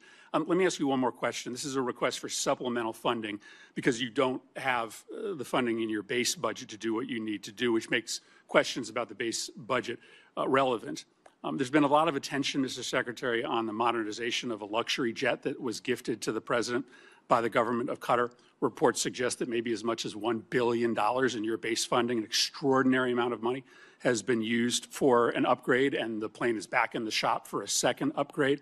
As far as I can tell, never before has an administration not made public the amount of money for an upgrade or a construction contract on a presidential airplane. Obviously, we don't need or want to disclose the details of that upgrade, but never before have you withheld from Congress and the public the total amount of money. I think there are two really important questions here. One, will you make public the amount of money that you are spending to upgrade this plane? And two, can you commit to this Congress and this committee that the president isn't going to take this plane with him when he leaves office? The only thing more insulting to the taxpayers of spending money on a jet they don't need would be for the president to take it with him, to take it out of our military inventory when he leaves office. Say the Air Force has done an incredible job making that a capable jet that ultimately, but its capabilities and investment are classified and shouldn't be talked about in That's public not what I'm setting, asking. considering Will the you make security of the amount President of the money? United States. Will you disclose the amount of money publicly? I would imagine as part of the regular budget process, that's something that we would look at. And will you commit that the president will not take But you have this to look jet? at the classification level of certain things that are not devolved for reasons of national security. Will you commit that the president will not take this jet with him out of federal inventory when he leaves office? That's not a decision for necessarily me to make, and ultimately we're grateful to have it in the fleet for the Air Force to protect the President of the United States. That's a deeply Senator unsatisfactory Peters. answer to the American public. Senator Peters. Thank you, Mr. Chairman. Folks, welcome to the hearing today. I apologize. Is Senator Ossoff still here? Oh. I'm sorry. I went out of order. Senator Ossoff. I'll yield my time to Senator Ossoff. Thank you. Thank you, Madam Chair, and thank you all for your testimony. And General Caine, let me just begin by expressing on behalf of all Georgians our immense gratitude and admiration for the service members who are making tremendous sacrifices and conducting themselves with extraordinary selflessness and professionalism on behalf of the United States and our state's unified condolences and grief for the families of the 4 killed in action and our hope for a swift recovery for the nearly 100 wounded over the last 2 weeks. And thank you to you for your service to the nation. Mr. Hegseth, you're requesting roughly $68 billion for the department through this supplemental, correct? 67, yes. And yesterday, your department stated publicly, quote, U.S. forces struck Iranian military command centers, maritime capabilities, missile and drone launch sites, and air defense systems to degrade Iran's ability to continue attacking commercial vessels. That was a press release from your department. Is that a broadly accurate characterization of ongoing operations? That sounds broadly accurate, yes. On day 14 of this conflict, Mr. Secretary, day 14, nearly 5 months ago, you stated that Iran's military had been, quote, destroyed and, quote, made combat ineffective. That was on day 14 of the war. Was that an accurate statement? They didn't have a Navy any longer. It was completely sunk. Their missiles were buried underneath a lot of their underground facilities, and their defense industrial base has been almost completely destroyed. So as far as a military assessment of Iran's capabilities, it didn't mean by any stretch of the imagination absolute zero, but their capabilities Mr. Secretary, at the lowest level you they've been in a stated very that long time. on day 14 of this conflict, in the second week of the conflict, you stated that Iran's military had been, quote, destroyed and, quote, made combat ineffective. Was that an accurate statement? Yes or no? Iran's ability to challenge the United States of America at the level at which we're capable of. That's not what I asked you, Mr. Secretary. You said on day 14 Iran's military had been, quote, destroyed and, quote, made combat ineffective. Yes or no, was that an accurate statement? What the American military has Will you done answer to the the question? Iranian military is a historic military Will you defeat, answer the and question they're ineffective under oath? in that context. 3 weeks later, you declared victory. That was now nearly 4 months ago. 3 weeks after you'd already said Iran's military was destroyed and combat ineffective, you said, quote, Operation Epic Fury was a historic and overwhelming victory. You said Iran's military had been rendered, quote, combat ineffective for years to come. And you stated we had, quote, achieved every single objective. Were those accurate statements?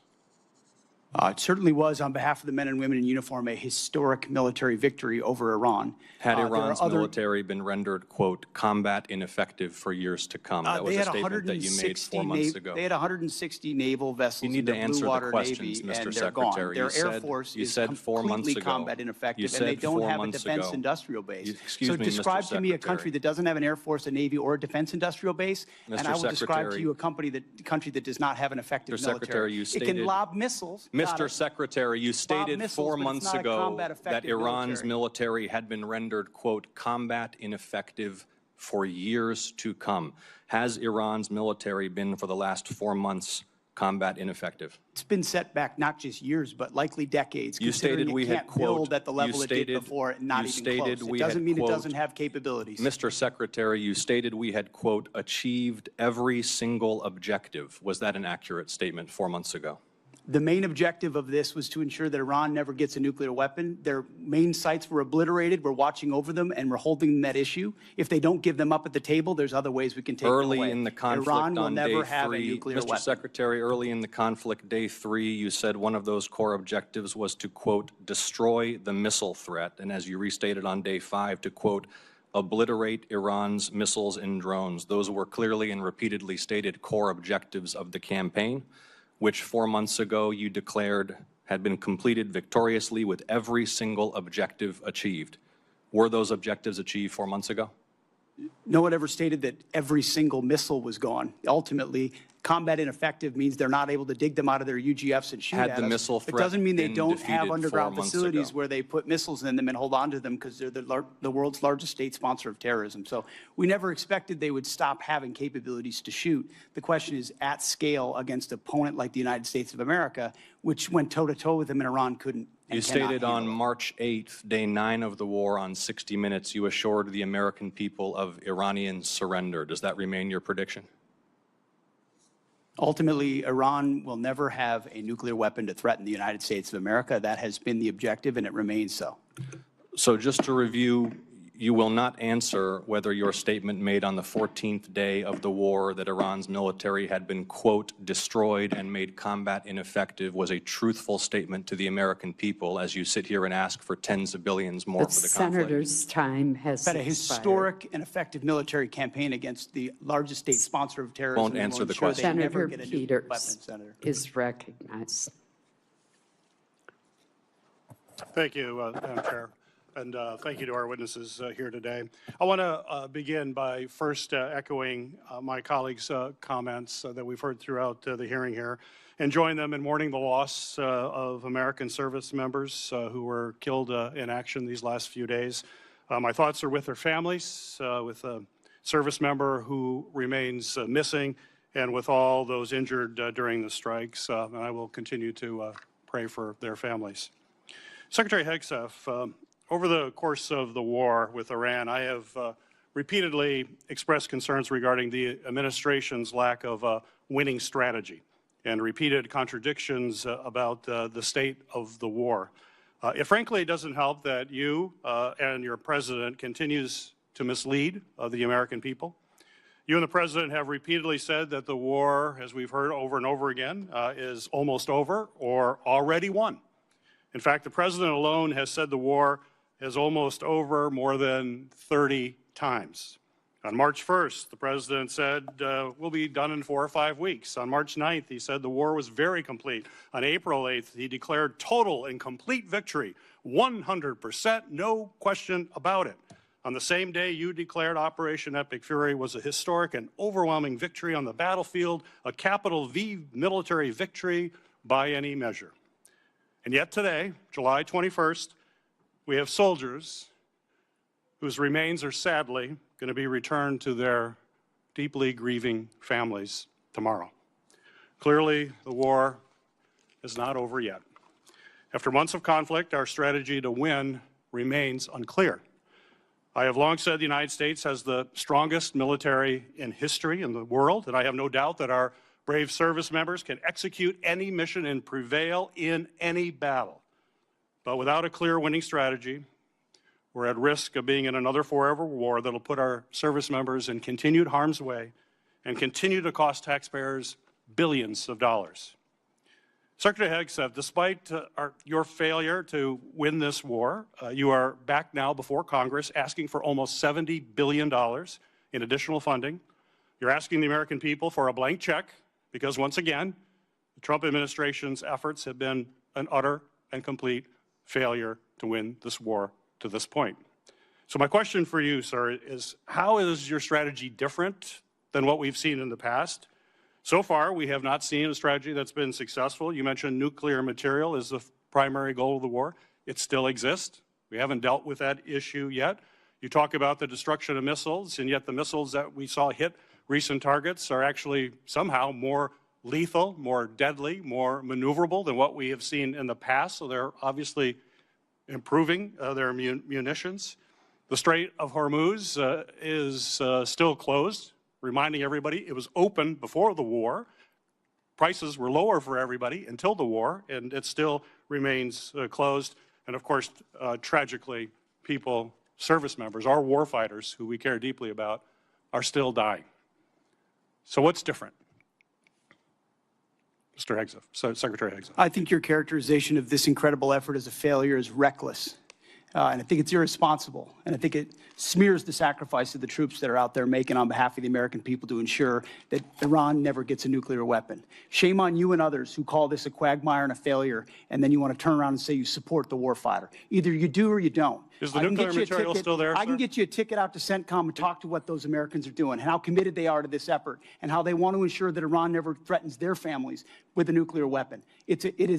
That's the kind of intensity that our warfighters have about making sure that Iran isn't capable of doing that. Secretary Hegseth, if you listen to my comments, you would have heard me say how amazing our warfighters are. I heard failure. And the word heard, I heard exactly what you said. I will tell you how I use the word failure, because I use the word failure to their leaders. You, sir, are the failure, not the men and women who are on that front line, not the men and women who hold up their honor with distinction.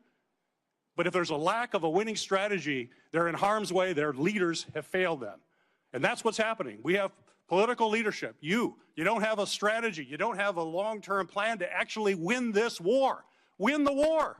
The men and women are going to be able to do it, but they need to have leadership. When will you show leadership? When will you show leadership? Why don't you show some leadership and stand up to your fellow Democrats who won't fund the troops, who stand and play partisan politics while you don't give us the money? You want to stand up here and talk about the troops? You won't show any political courage to actually fund our department because you have Trump derangement syndrome and can't actually commit to anything meaningful. So I put this on you, Senator. Secretary Hegseth, you have trillions, you have over $1 trillion, you're asking for $1.5 trillion. It's not a question of money, it's a question of leadership and understanding what it takes to actually win. Political cowardice of Democrats who won't fund the troops. Senator's time has expired. This will conclude our hearing.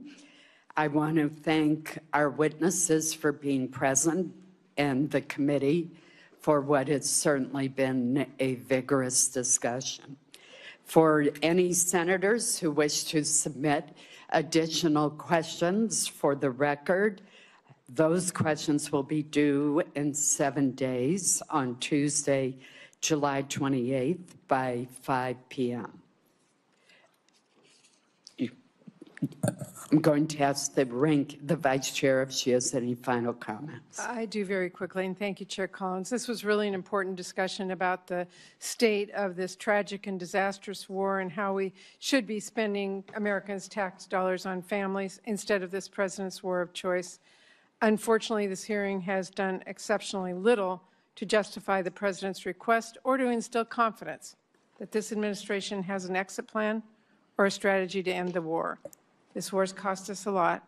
The last thing we should be doing is rubber stamping another $70 billion to help Trump keep it going. Thank you, Madam Chair. Well, Vice Chair Murray, I'm compelled to respond to your comments by pointing out that it is the duty of this committee to have a hearing when we have this kind of supplemental request. And so I do appreciate I think the hearing. that your I do. comments was not appropriate. This hearing is now adjourned. Thank you.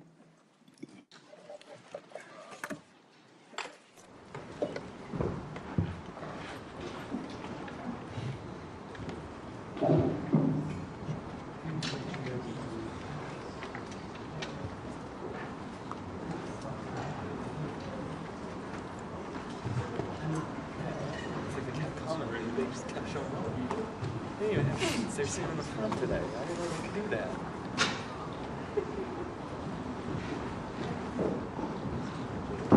Huh? How's the lady in the red shirt? I don't know if that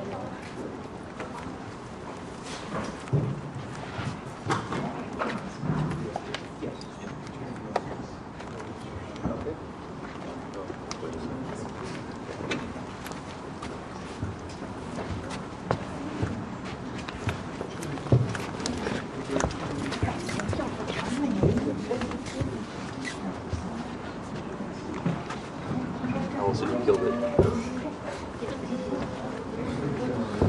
I can't miss you in the very sassy outfit. I love it. That's sort of what you all kind of are like.